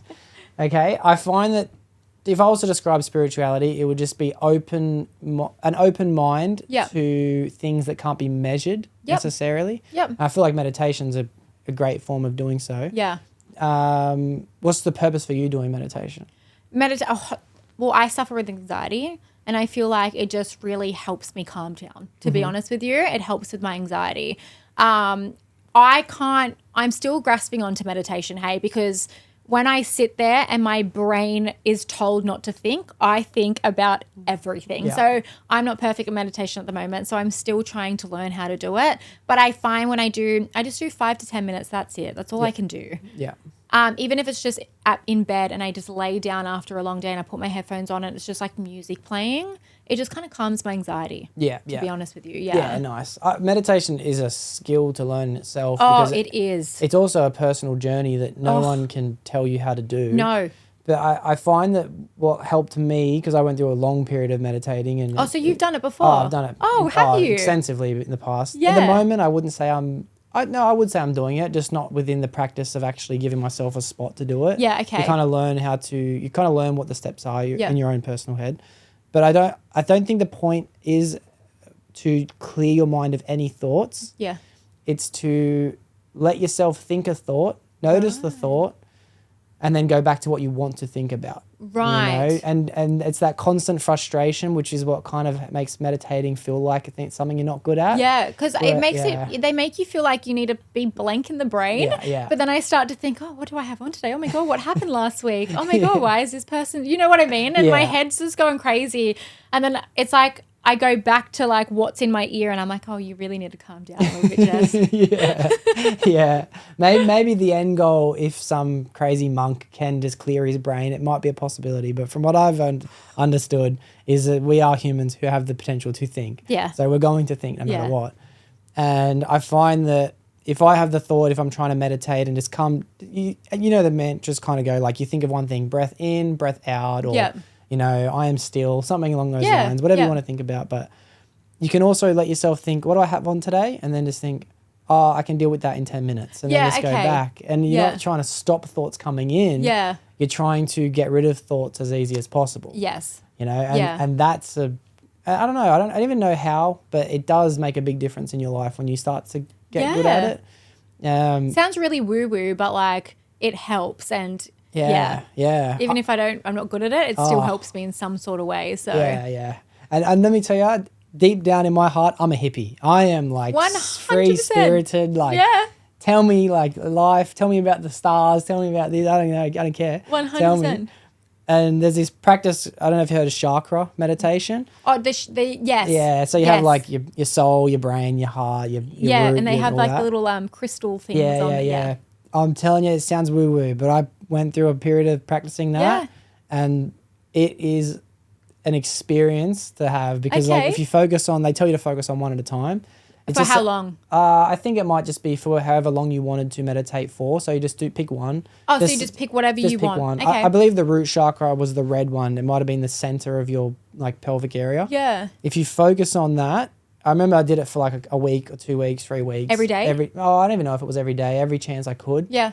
And I eventually, I swear this sounds crazy, but I remember once feeling that red hot ball in my body. And then it blew my mind. Like, oh my God, like I couldn't believe what I was feeling. And then I think I maybe went to the next one and then I started to, I want to feel that feeling again. And then I never found it again. Oh. It was only something I experienced once, but I haven't tried to do the chakra meditation since then. It's crazy, you know. That's crazy. I'm going to do it. Yeah. I'm actually like, oh my God, I felt the feeling. Yeah. I think it might just be your imagination, you know. That could have just been for me, but it doesn't mean the experience didn't happen. Yeah, 100%. Yeah. That's crazy. But yeah, I think spirituality and anything in terms of that is an interesting topic. Like, we did mention on the phone manifestation, and you said it's something you do believe in. 100%. Do you have any reasons why you do believe it? Because I believe it. Yeah. Other people believe it. Some people don't. So I just believe in giving it a go. You know, like there's so many people out there. Like I was saying to you on the phone that I'm reading a book called Manifest, and I believe her name's Roxy Nafusi, I think her name is.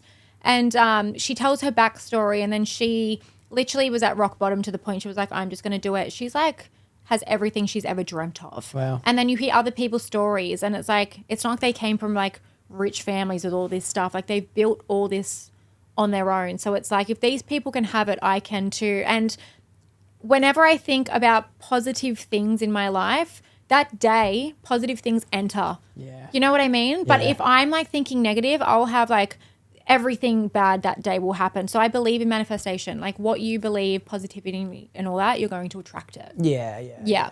It's like, I believe there's a lot of ways to describe the same thing, and I use manifestation as another way of describing exactly what prayer is. Yeah. Prayer and manifestation, they fall under the same category, but the overall definition is different. Yeah. But it's the same thing. It's the Bible verse, ask and you shall receive, is no different than someone manifesting what they want in their life.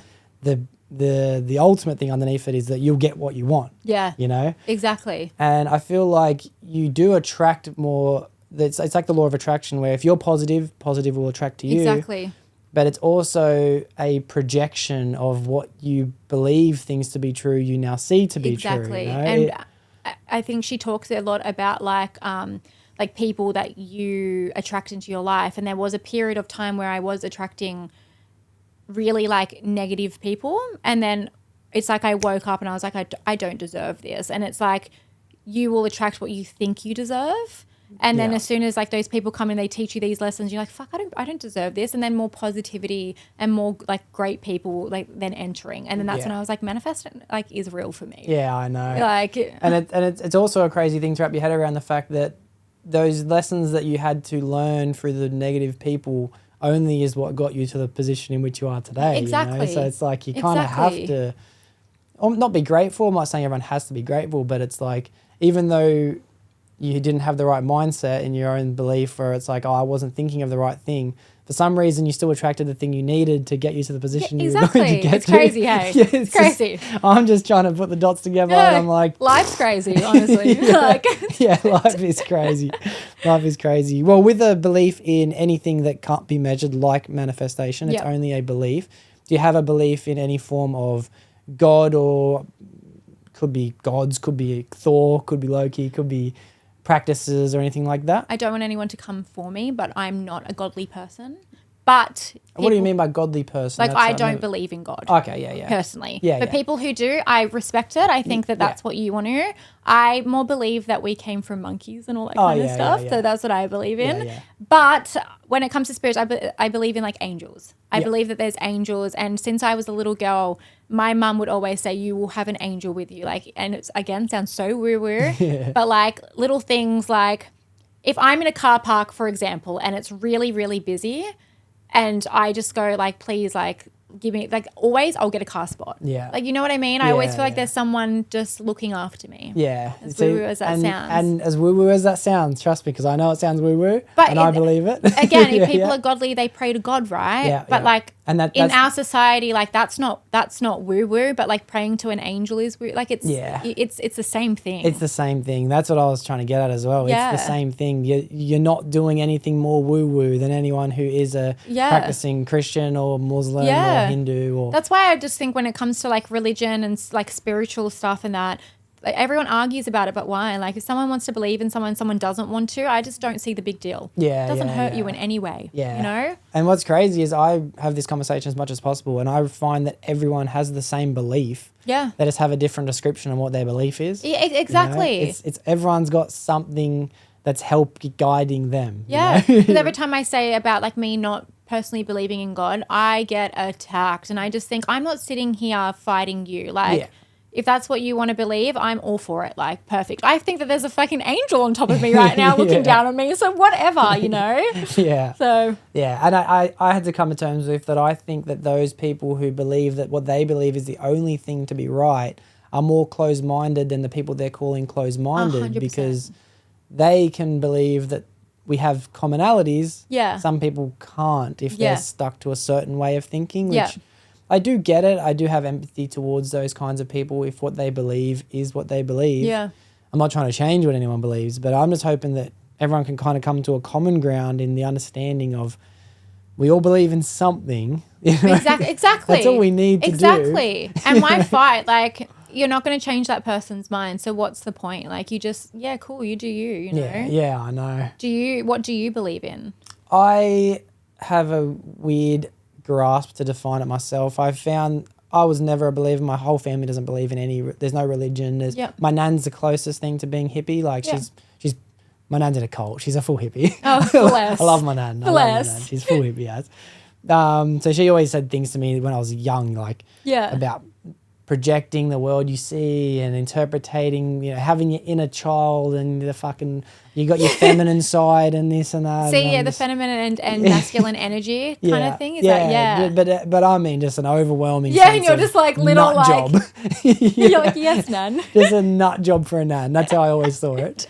I got to a point in which I went to a private school for 2 years. Yep. And then I had friends in church, so I tagged along, learned about Jesus and all this, and I said, Christian, let's go. Yeah. Let's do this. To be honest, it was more just like, let's give it a go. Yeah. Why not? Yeah. Did it, and then found a belief in God, but then found what I didn't like about Christianity to a point where it's like, I don't see me fitting in this anymore. Okay. But then I started to look into every religion, and now I'm like, I fit in all of them. Right. Yeah, because I can't pick one now because they're all, I see the same thing over and over and over again. Yeah. You know, like and I believe in that. Yeah, okay. I believe in whether it's the universe give me what I want, whether there's a God, whether I'm it's all the same thing. Yeah. And I just I think that it doesn't matter what you choose to do your path of admiration, gratitude, discipline. I think the Bible, the Quran, all these things have rules that you have to do. Yeah. Follow these rules and you'll be happy. Yeah. If you set your own guidance and you listen to what you really want, whether it be diet, nutrition, goals, ambitions, you're still following a set of rules, you're going to be happy. Yeah. You know, you can't steer off, give yourself excuses. Everything's saying the same thing. Yeah, exactly. Exactly. Just rinse and repeat. Just do it in a different language. That's all it is. 100%. Yeah. So I'd say that's what I believe. I believe. I just don't follow one thing. Yeah. Yeah. But I'm always trying new things like, let's just see what it's like doing the Muslim tradition for a while, you know? Let's just try doing the Christian tradition for a while. But yeah, that's as far as I... at least you're open-minded to trying the new thing. Yeah, like that's a great thing because I'm telling you right now, there's people out there that wouldn't even... They wouldn't do that. Yeah, I know. Yeah. I know. My question is when people aren't interested into trying those new things in general is I think, how hard is it to just try? You know, it doesn't matter if you want to believe in God or you want to believe in manifestation, but how hard is it to try? This is what I want. Yeah. This is what I'm asking for. How can I get there? Yeah. And then whether you believe that God's telling you, whether you believe you're telling you, like how hard is it to try? I really believe in like the universe and that though, like, and they send you like signs and all that kind of stuff. Yeah. And you know what? I have to say it again, but it's exactly the same thing the Christians are saying. Exactly. Exactly. Yeah. Same thing. Oh, I love it. It's awesome. Another thing that I find to be very interesting about the word belief is love. Love is the ultimate word of spirituality. Right? And I said to you off camera, but I'm going to take advantage of having female energy on the podcast, feminine energy. I'm very grateful for everyone I get because I only get, let's say, 10% of my episodes. Yeah. So thank you to all the lovely ladies who have come doing them so far. Do you believe in love? Yes. I'm going to say yes. Yep. I believe in love because I've been around it and I've seen it like within my family. If you're talking about, I don't know, being single in this day and age, to try and say, yes, I believe in love is actually quite fucking hard because I feel like it's not the same as it was a long time ago. As but do high I school, believe in God? Do I believe in love? Yeah. Yeah. Okay. All right. I'm going to try and not get too deep and too personal. No, right? you get as personal as you want. I'm sure that I will. But As personal as you want. I'm an open book for this stuff, hey. Just the same you do, I want to start by making little changes instead of jumping straight into it. But you say these things like it's hard in today's society, which I'm understanding is very hard. Yeah. Why do you feel like it's hard to have a belief like you used to when you were younger? Well, like, are you talking in regards to like love, as in like friendships, relationships, like a partner, like in what aspect? Because when it comes to friends and like my family, love, but partner wise, like I see it in my nan and pop, right? And I see it like with the partners within my family. But like me, myself with love, like I just don't know anymore. Yeah. Okay. Now all right. I got you. So I need more. I need more for me to answer that. I got you. They say there's 5 different types of love. You have the love you have for your family, your friends. You have love for a pet, which is separate again. Oh, and the then best love.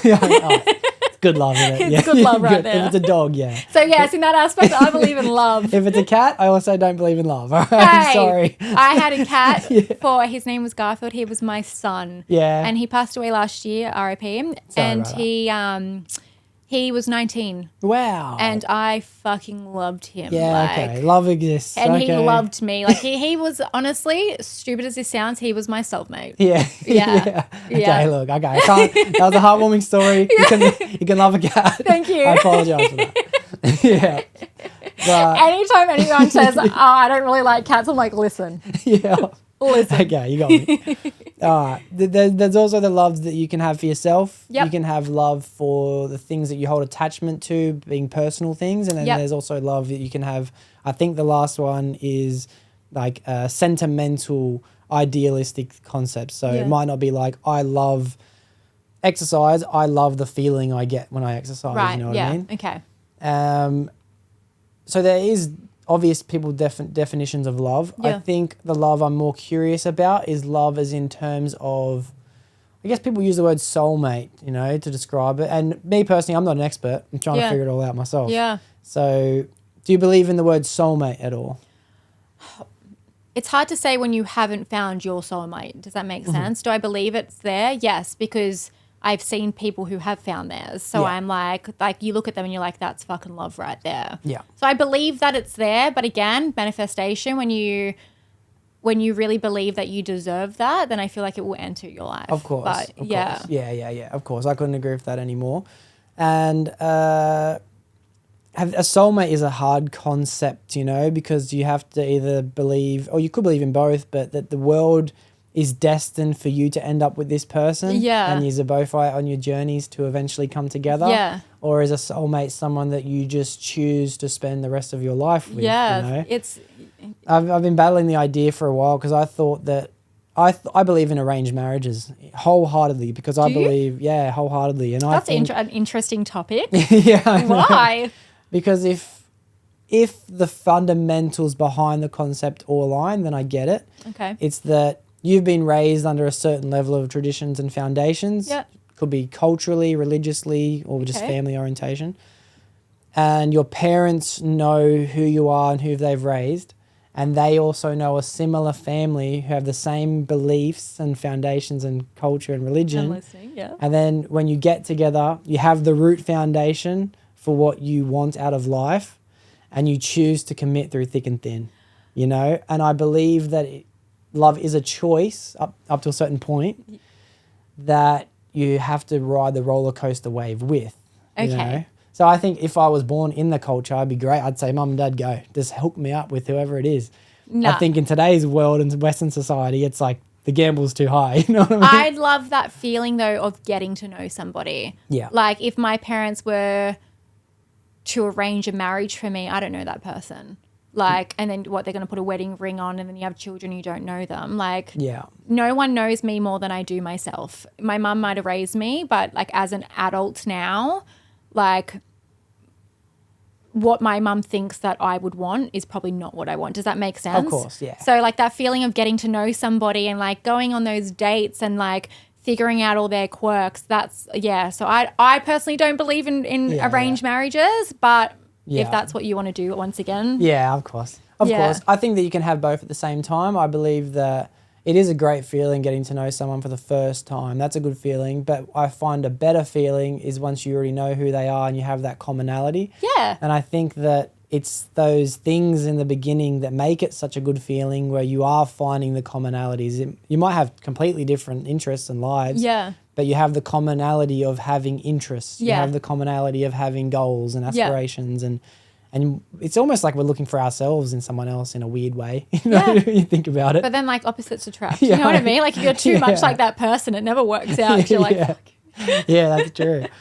And I think that all relationships will go through that stages of maybe falling out of love or questioning it or wanting that initial thing that they had in the beginning, that spark, that interest. And I feel like that's where a lot of people lose the idea of love. But I feel like love might be that commitment and constant, as long as, and I say commitment, right? But it's like there's clear examples of where if a guy's a piece of shit and doesn't treat the woman right, the woman shouldn't have to stick around. Or if the woman's not appreciative and, you know, letting the man just be his authentic self, then he shouldn't stick around. Exactly. There are reasons around it. I'm not saying that. I'm saying if, I kind of want to know what you think about this. I think what I believe love is the openness to someone else's life with also the appreciation for who they can be into your life. And as long as both people at least consider how each other are feeling at all times, that's what love is. Yeah,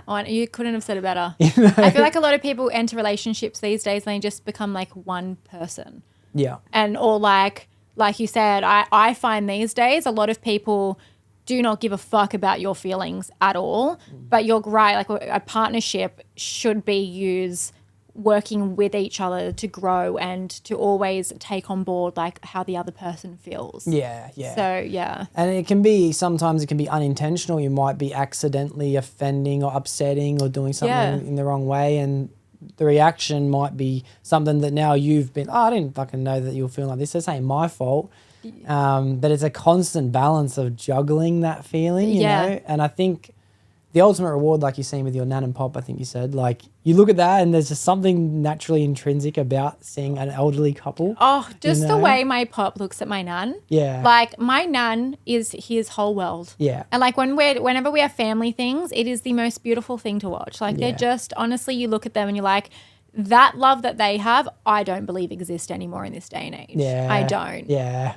But it might be harder to find. Let's just say it's very incredibly rare. Yeah. Let's just say that. Because I've never seen something like them before. Yeah.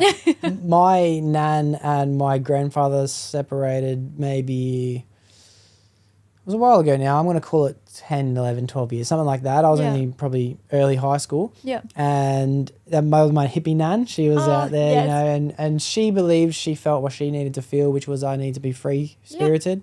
Yep. I have no judgment. No one should ever have any judgment about it. No. My grandfather did take it very, very harsh. Yeah. And he has now remarried to another lady. Yeah. And the love that we see this elderly my nan and I'll call her my grandma. It's the most incredible thing I can possibly see. It's so beautiful, isn't it? When you see two older people so in love. Yeah. Like, and they became friends, you know, they'd been through their lives. They both have children and grandchildren and this and that. And they both obviously thought, well, I had my turn of love. That's over. But then they just became friends and then partners in activities and then dating and then engaged and married.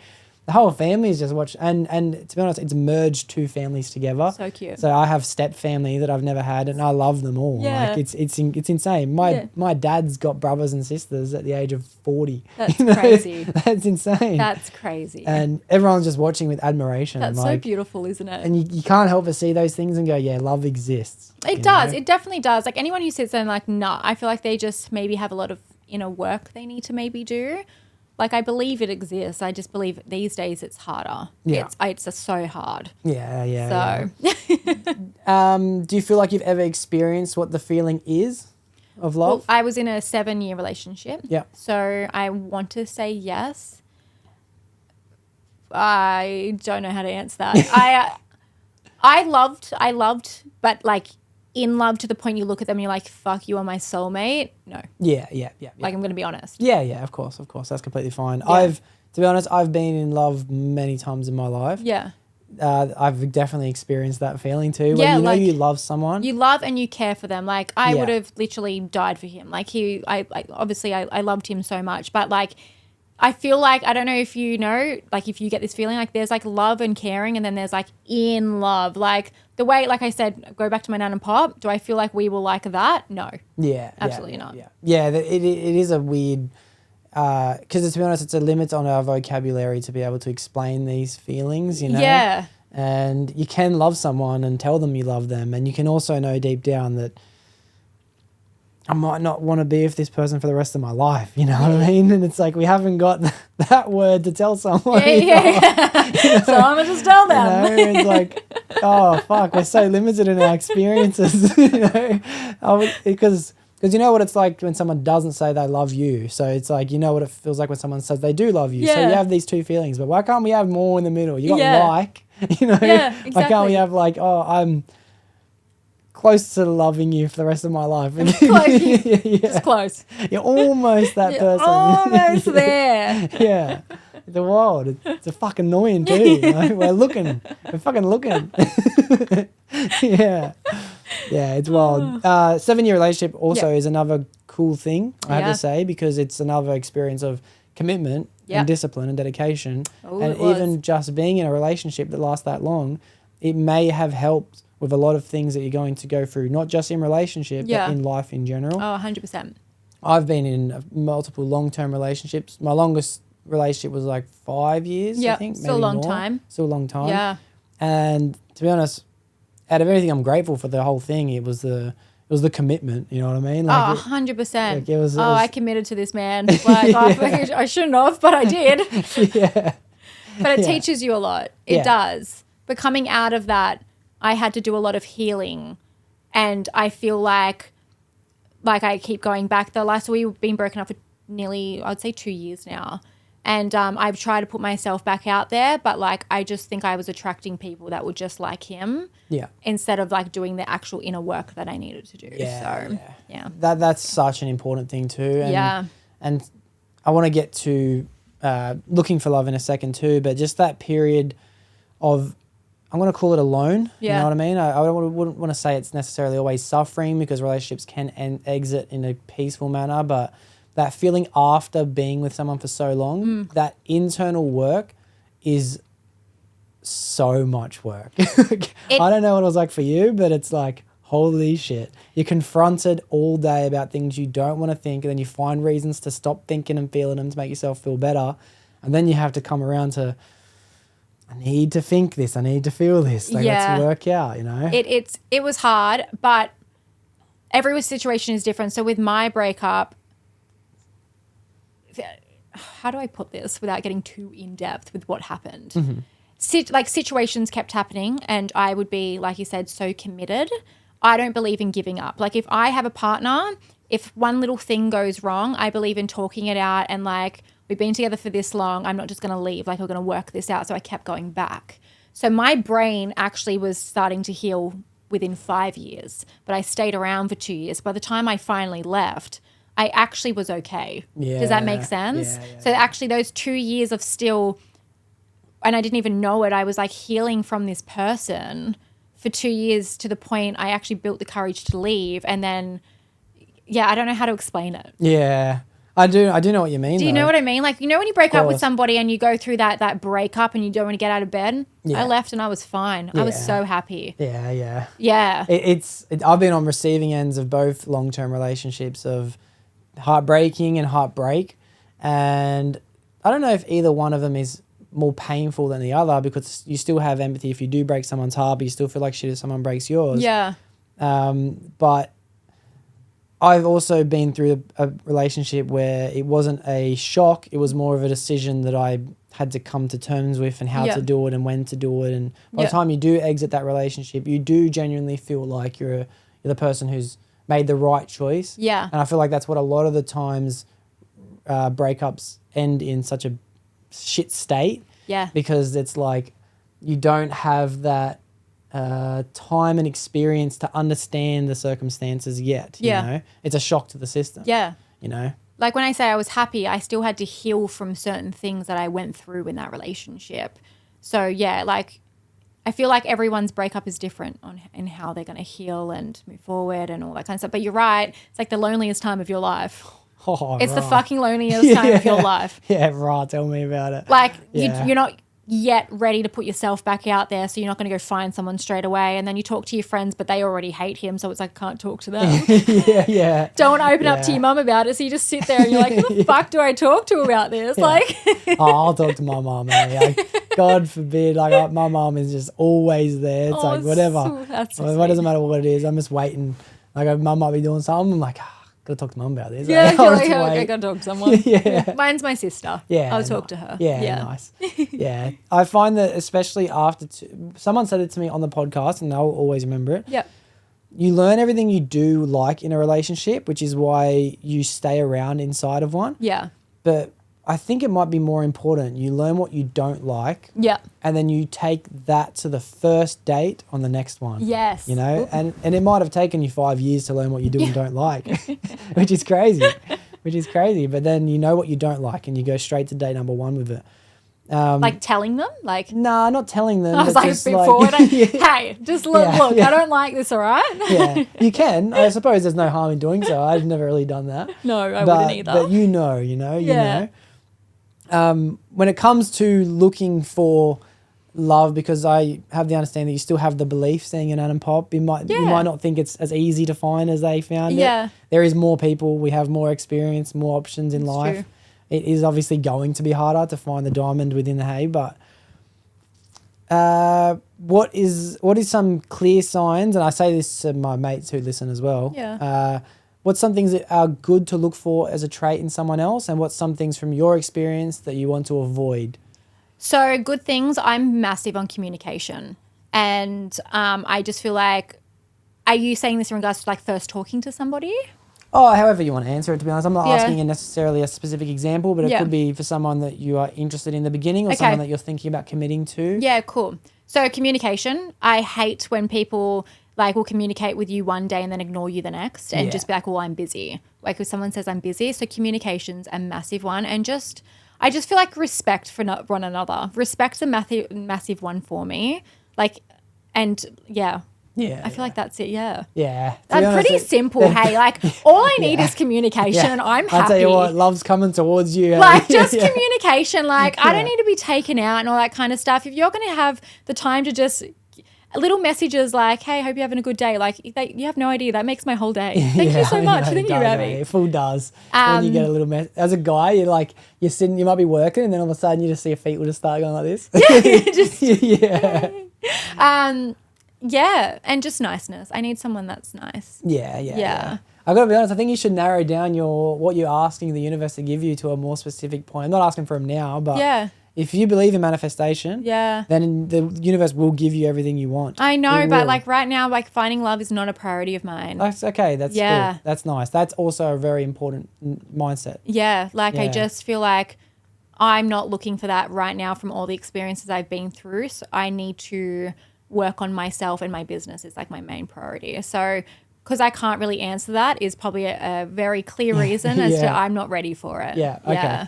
And I do know some situations in my own personal life with other people where they have a similar mindset as a female. Men don't usually think to themselves like, I don't want to find love. Men usually just think to themselves like, I'll get at this. I don't really know how to articulate that. But from a woman's perspective, when you say you aren't looking for love right now and there's other things, what's a reason for that? Because in my opinion, love's the greatest feeling in the world. So why would someone get to a mindset, and me personally, I just want to be loved. That's my life. Yeah. It's just, it might be insecurities, but who knows? Who cares? Like, I just want to be loved. Yeah. What would bring not just a woman, but an individual to think to themselves, I'm not looking for that right now? I have been hurt so many times. Yeah. Like after my ex, it wasn't the best breakup. Like he emotionally like made me feel the most worthless I've ever felt in my life. Like I can't even explain how he made me feel. Then since that, I put in the work and I thought I was ready, and I have put myself out there to the point I've tried and learn off that relationship. So that's why communication is a massive thing for me. And I've tried to put myself out there, and to the point that it's like every guy that I've given an opportunity for me to put energy into them and be like, okay, let's get to know each other. It's like 2 to 3 weeks, and literally every single one's like, nah, you're too much, because I want to communicate. Like, for example, if I was talking to someone and one day they're like, I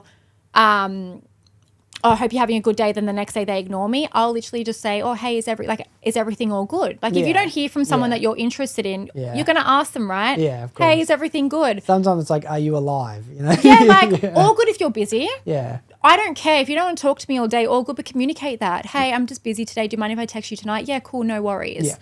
Yeah. And every single person I've tried to put energy into, they've really just torn me down. And every single one since my ex has told me, you're too much.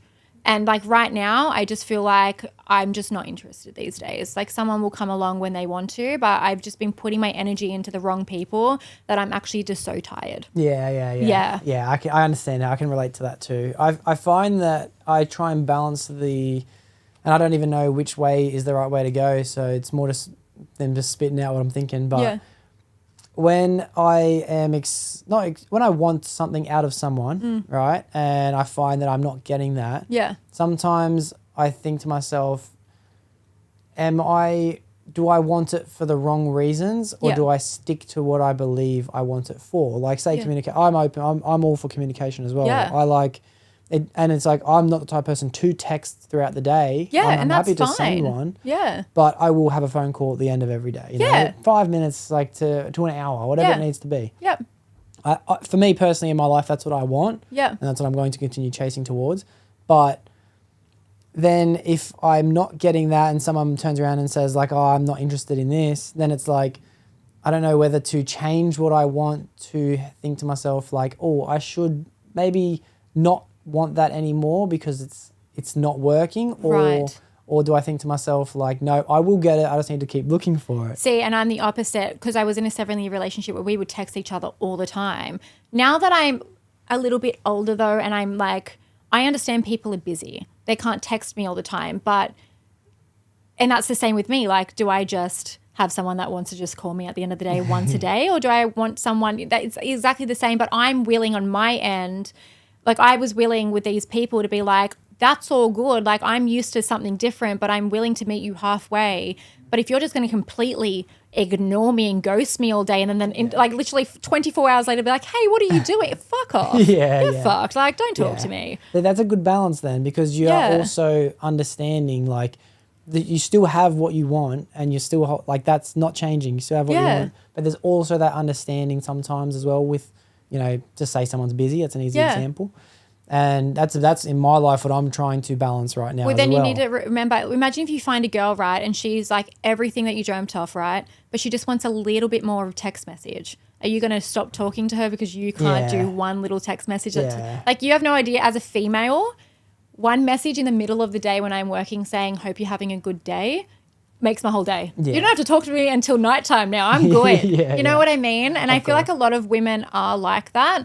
And like I'm busy myself. I can't text you all day. I'm running my businesses, but like little nice things like that goes such a long way. And a lot of, not saying you, but a lot of males, I don't think get that. Yeah. And they think it's too much. If that's too much, imagine when you have children, you get married. Like Jesus Christ. And to be honest, that's all it is in preparation for. It's to commit to marriage and to commit to children as well. And you kind of have to have that at least level of understanding to like, you have to put in effort even when you don't want to, especially when you have kids, you know, because all of a sudden you're not number one anymore. You have to live your life in servants of them. Exactly. From a male's brain, it's hard to find that emotional side when everything's always logical. And I don't mean logical as in it's not logical to text. Yeah. I mean, like, you think the logical side of things where it's like, I'm busy, she'll understand I'm busy, and she'll appreciate me later when I do talk to her. But you have to find that balance of the emotional side as well, where it's like, even though I am busy, I still have to make the time to show her appreciation, because just because I think she's going to appreciate it later doesn't mean she won't. Exactly. And it's all about communication, right? And maybe on my end, now that I'm talking to a male about it, because I have only females I talk to, and they're all like, oh, that's not good that he did that.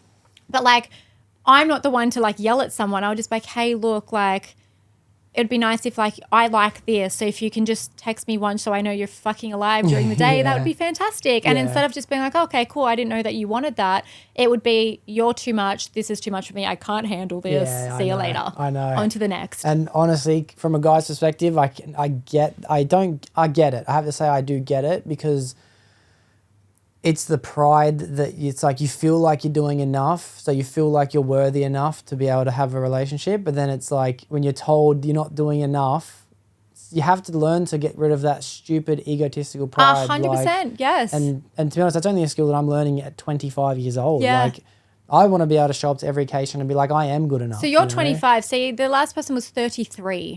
Yeah. And like... Yeah. It's not like I was yelling and saying, I want the, like, I'm not a psychopath. Like, as an adult, like, hey, I like this. Like, you can't talk to me all day, all good. That's what I like. But I'm willing to meet you in the middle.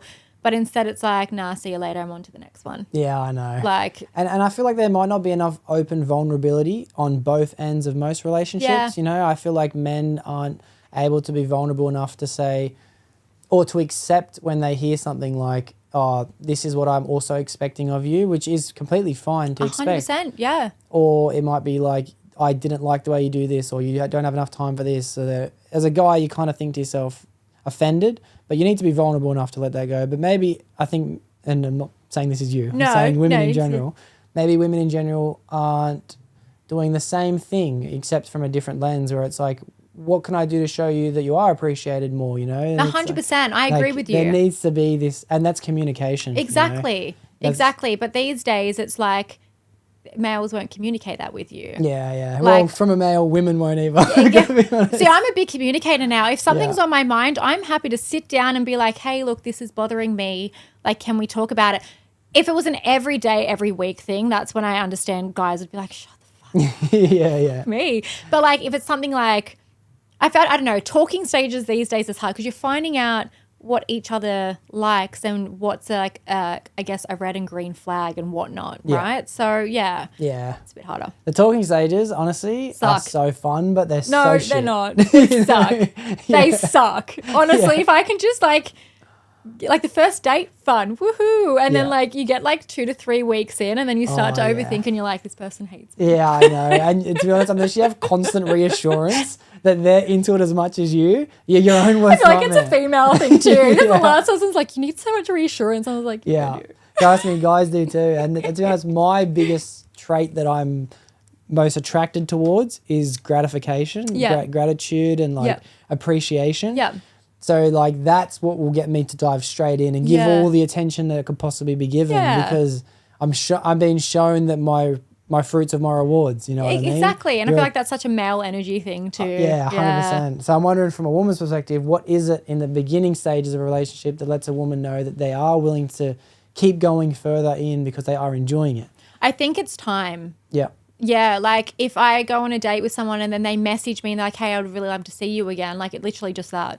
Just time. Yeah, okay. And when you say time, so you mean like quantity and quality, obviously, of time spent together. Yeah, and it doesn't matter what you're doing. Like if someone's going to, I don't know, if, like, what's your question? As in like, what's going to make me be like, yeah, this dude like is interested? Yeah, like what's some signs from a woman's, or from your perspective, that a guy doesn't need to constantly freak out? Like, does she actually want me to spend more time with her? Like these things, like, because she's showing me she is, even though she's not constantly telling me, yes. Like, how would I know if the guy's feeling like that? No, how would you, that is a hard question to ask. Jesus Christ. All right, I got this. You got this. I'm just going to delete it. It's fine, you got this. From a woman's perspective, how does she show a guy that she is interested, and a guy how does a woman show that she is interested? As simple as So that. how I would show a guy I'm interested. Yeah.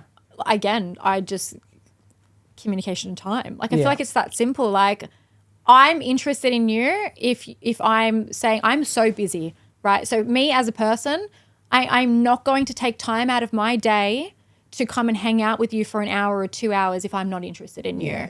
Because I know that in today's society, especially with social media, people will give their time to like 10 people at once. Me personally, not me. If I'm talking to one person and I'm giving you my time, I'm interested in you and like you only. Yeah, okay. Yeah. Okay, I understand. I can only talk as me as a woman, but other women I can't because everyone, I guess, because there's some shit women out there too that won't do that. Yeah. Okay, well, that's a pretty obvious sign then, because I feel like a lot of the time guys might be thinking like, am I pushing it too much? Am I asking to spend too much time with her? Like that could be a possibility. Don't get me wrong.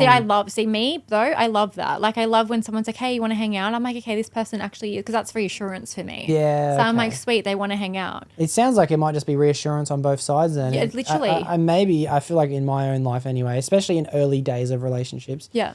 You feel like you want to fit the societal construct and what you assume that women find attractive by a guy. Like there's a simple one, the 3-day rule. What's the 3-day rule is like where you ask for a girl's number, you don't call for 3 days.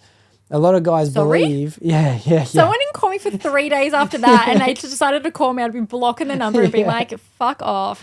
I hate games. I hate them. And then that's what it is. It's trying to maneuver through the games because you're told these games work, especially because guys are usually the ones to make the initial approach. You know, ask for the number, ask for the first date, buy the first coffee, things like this. Yeah.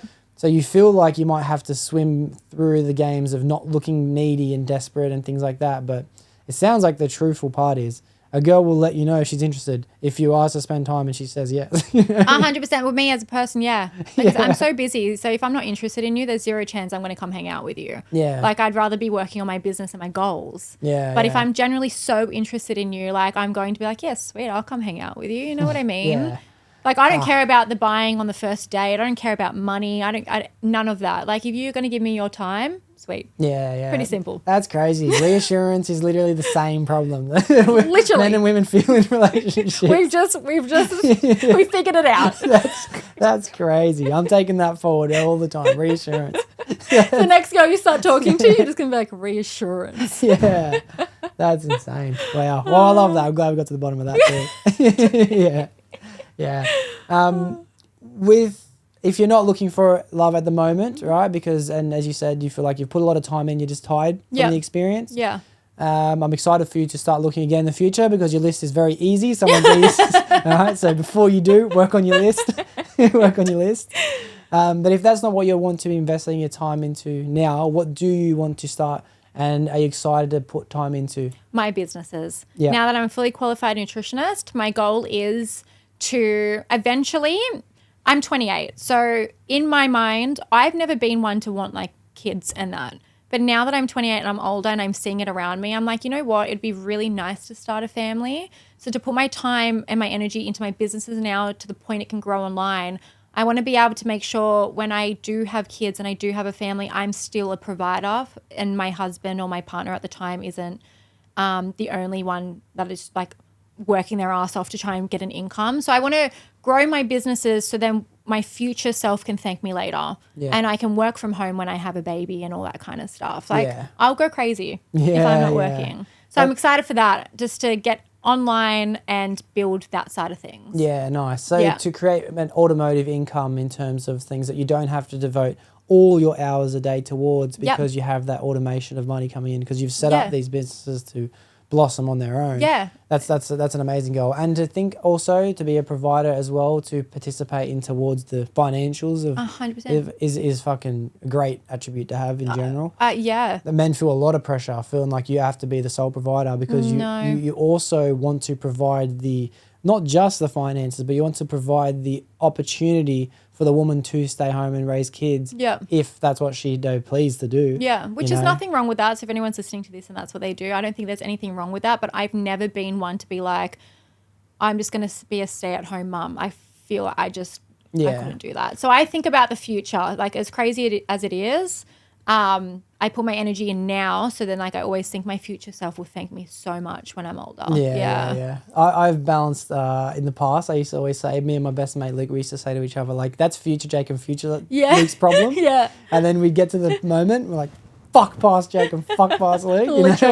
Literally. So I do spend a lot of time now trying to prepare for the future in that sense as well. But that's also why it's a good thing that you do things like meditation. Yeah. Because the quote that's been bouncing around the internet lately is anxiety is living in the future, depression is living in the past. 100%. And now I'm starting to understand what anxiety is, because you're so focused on what could happen, what won't happen if you don't. That's why I have bad anxiety, because I'm always thinking in the future. And I'm like, anxiety is what if. Yeah. It's just what if. Yeah. And it hasn't even happened yet. And I've had anxiety literally since I was a little girl. I've been dealing with it my whole life. And I am a very anxious person. I overthink. And because I do always think of the future, it's literally that, like, what if this happens? And then I always have my friends going, but it hasn't happened yet. And I'm like, what if it does happen? Yeah, I know. And it's kind of a good thing to have, and it's why it's a good thing to maneuver through the anxiety, because you can better prepare yourself for those situations, you know? Exactly. I'm not as disappointed, you know? Yeah. I have to touch too, because I had a realization when you said that you understand why some people do just want to be stay-at-home mums. Yeah. I feel like from what media has been showing me over the last 5 years, it's been shunned down upon for a guy to look for a woman who just wants to be a stay-at-home mum. And I can't lie, I've fallen into that victim mentality too, where it's like, I think, why should I have to be the only one providing, you know? Like, I'm the catch, guys are the ones doing all the work, but you should want your woman to be a stay-at-home mum. You know, I'm not saying you only do that, not have her goals and dreams and careers and stuff, but like, if you're going to have children, like, don't you want your children to constantly have everything they need cared for? And don't you want your wife to spend as much time as she can with the kids? Like, yeah, and in some cases, some mums aren't just sitting there in the lounge doing nothing. Like, what about like the housework and all? Like, if the man was coming home and then he has to clean and cook and do all that as well, then you would be like, okay, come on, like, you got to contribute some way. I don't know. I guess it's just what you want. Yeah, really. Yeah. And I guess it is that balance as well. You have to have that understanding too, where it's like it's equal teamwork, you know, towards things like meals and housework. Doing all that shit on my own, that's insane. That's crazy. Yeah. Like, I'm all good for doing the housework and that, and like, I'm all good for my man to come home and I have a clean house and that, but I want to work. Like, me as a person, I never want a man to have to provide for me financially. Like, I want my own money, because again, thinking of the future, what if something happens? Like, I want my own money there. Yeah. So I think of all that stuff as well. So, and it's also a point of pride that you should have anyway, because, and I get it if people don't have it, but like, to be able to be the person you are today, to be independent and business ownership and, you know, have money coming in through the efforts you put in, that's an accomplishment. Yeah. You know, that's a good feeling to have. Yeah. So everyone should also have that little bit as well at the same time, you know? Exactly. Yeah. Fuck yeah. That's sick. Fuck yeah. Yeah. Well, that's an exciting thing to look forward to in the future and to try and build everything towards. What are some things that you're looking forward to? And it might not be long term. It might be short. You might find Mr. Charming tomorrow. Who knows? Who knows? And then I'm not open to it. Yeah, yeah. But am I looking? No. Yeah.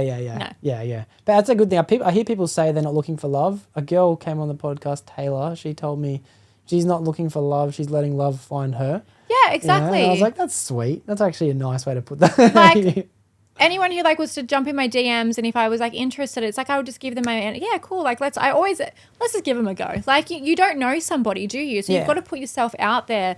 Yeah, but now I'm just tired. Now of course. Thank you. Yeah, of course. Well, what about in terms of your businesses and what you're trying to achieve inside of them? Is there anything that you like? This is my next what's the word I'm looking for? Milestone that I want to achieve within this one. Is there anything that you're actively trying to increase, or are you just going to stay consistent with everything you're doing? Just stay consistent. Yeah. I do want my first amount of online nutrition clients to balance out my PT. So when I'm going on holidays and that, the business is still making the same amount. That's like my first goal. Yeah, okay. Yeah, because you obviously won't be able to do your PT if I go away on holidays, like I'm going to Bali soon, And once I'm there, it would be nice to take holidays, but no, my business is still making the same amount of money as I do as when I'm there. Does that make sense? Yeah, of course that makes sense. Yeah, nice. Okay, cool. And then what about in terms of the podcast? Do you have any like dream guests? Do you have anyone that you are excited to have a conversation with or anything like that? Like I'm going with the flow. Yeah. I've planned all my businesses. This one, I know. Yeah, yeah. It sounds bad, but like it doesn't. Trust me. I've had that mindset for 80 weeks. Yeah, 80 weeks, yeah, and it's been the best 80 weeks ever. Yeah, just don't put pressure on it. Yeah, don't put pressure on it. And you will find that you'll start to create dream guests. And as I kind of did in the beginning, it'd be sick to sit down with, especially when I was a bit younger, like this rapper. 100%. Maybe one day when it goes off, maybe I'll be like, you know what? I'm big enough now to be like, like what celebrity is going to come on my podcast? Oh, you'd be surprised. Like, not celebrity, but I believe it's all about the right timing. That's all I believe. 100%. Yeah. If you send the message and they open it at the right time of day, you might get it. Manifestation. Yeah. Right? So. Yeah. But yeah, that if I could suggest anything, I'd suggest manifest a little bit about what you do want, because you will get those guests. You've proven it in every other aspect of your life 100%. By manifesting. I just haven't thought about it because it's been, Yeah, it's been just fun. Yeah, at the moment, but maybe this is something I can learn from this podcast and take home with me and just actually think about where I want to go with that. Yeah, because it's the greatest self-development journey. I'm telling you, podcasting is weekly therapy. It's fucking crazy. 100%. 100%. Yeah. I'm so relaxed right now. Yeah, me too. Yeah, nice. All right, well, I do have a final question that I want to ask you. Yep. But before I ask you, I have to say thank you very much for giving me Saturday. Yeah, it's been awesome. The final question is I like to touch on mental health as well. Okay. It's a very important part of my life through my own experiences and also people around me. Yep. But if someone came to you because they were feeling depressed, mostly because they were lost, what advice would you give them? Honestly, I would probably just say like in everyday routines, just find happiness. Like doing little things that are going to make you happy. Whether that's going for a walk, reading a book, painting your nails, putting a face mask on. Like I feel like I'm trying to put myself in that person's shoes because I have been in that situation before where I went to a friend and I said, I'm not doing good.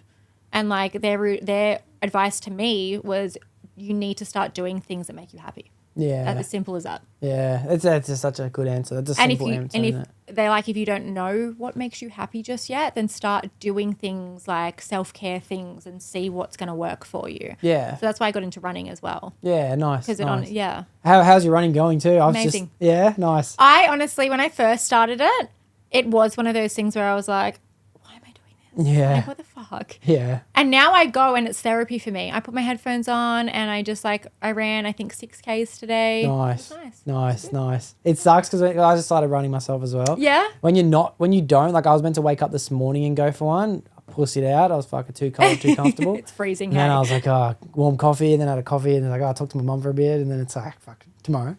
But you can go this afternoon. You know what? I will go this afternoon. Yeah, you will go this afternoon. Yeah, nice. All right, thank you. I find that when you don't go, you feel worse now than when you fucking weren't going. You know what I mean? Yeah. Like, in the first place, you feel bad because you have to go for a run. Like, then you run. Oh, no, I don't want to do it. But then when you don't do it now, it's worse. Yeah, exactly. The feeling's worse. It's like if I say, I'm going to go to the gym and then I don't go, I'm like, fuck, I should have. Yeah, I know. And then you're there and you're like, why am I here? And then after you're like, I feel great. Yeah, I know. It's crazy. I know. I'm easy to get myself to the gym, to be honest. Like, I don't mind going through the entire workout. I get 60% through, 65, and I start to hit that crash where it's like, but now I've gone to a point where I can just convince myself to keep going so it doesn't matter, but I know what that feels like.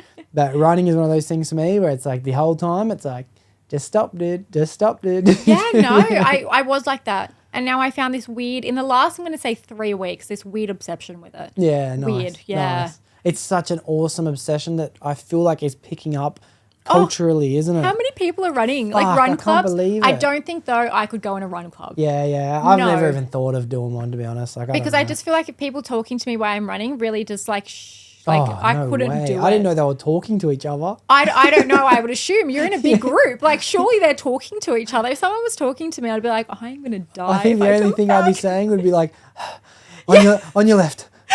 Fuck, too much energy.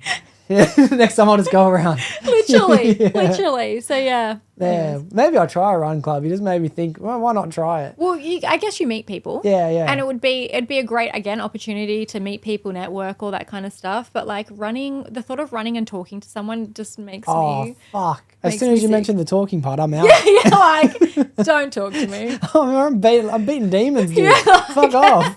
Shut the fuck up. I'd put my headphones on and be like... I don't care what's happening at work, dude. I'm fighting demons. Well, it's like a community, right? So they would 100% talk to you and vent to you about things that you don't care about. Yeah. So you'd be like... Oh, my divorce. Your divorce. We'll talk about this over coffee after we finish, all right?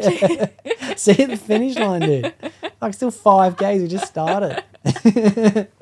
Yeah, wow. Well, yeah, nice. You popped me up. I'm going to go for a run this afternoon, actually, because I find it has been very therapeutic.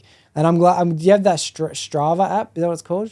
I think it's Strava. Everyone has it. I don't. I just use my watch. I downloaded it the other day, and it's such a nice app. Oh, is it? Strava. Honestly. Yeah, okay. I think it's called Strava. For running? Yeah. It's just for running. I think, to be honest, I just downloaded it. I found the quickest way to press start as I could. And I love the way that it can track your run. Personally, I haven't tried the whole sharing and all that kind of shit yet. Maybe I'll download it, because I always just take a little photo of my watch, and like I don't know if anyone knows what they're looking at, but I'm like, look what I did. Yeah, I used to do that. I used to use my watch all the time to do it. Yeah. Now, and to be honest, I just take the phone, hold it in my hand for the entire run, and then by the time you get back, you're like, and the best part about it is you can see like, oh, if I had have gone this route, you know what I mean? Shit. You know, it's cool. Yeah, very cool. Fuck yeah. Well, I'm glad that you've started doing running as well. And what was it that sparked your interest to start doing it? I wanted to change from the gym. Yeah. I loved the gym, but I needed something different. And then I did see everyone running all the time. And I've always been like someone who would go for a run every now and again. So I was like, my goal was I want to run the river. You know the PM River? Yeah. I was like, I want to run that. And now that it's a goal in my head, now I have to do it. And I did it for the first time. And I was like, I feel good. How long is the river? 6. I thought it was 7, but it's about 6.3. Yeah, okay. So if you want to get 7, you just got to go a little bit more down, because I was trying to get under 40 minutes for 7Ks, and I cannot run like distance fast. Yeah. I'm like jogging. Yeah. But about 6.3. Yeah, okay, cool. Yeah. I decided to set myself a goal in January. I said I want to run a marathon this year. Since I've been running now, a marathon is the furthest possible achievement I can set myself. Isn't it like 21? I think it's 42. Oh, but half a marathon? Half a marathon. Because I always see people on Instagram and they're like, I did have my first half a marathon.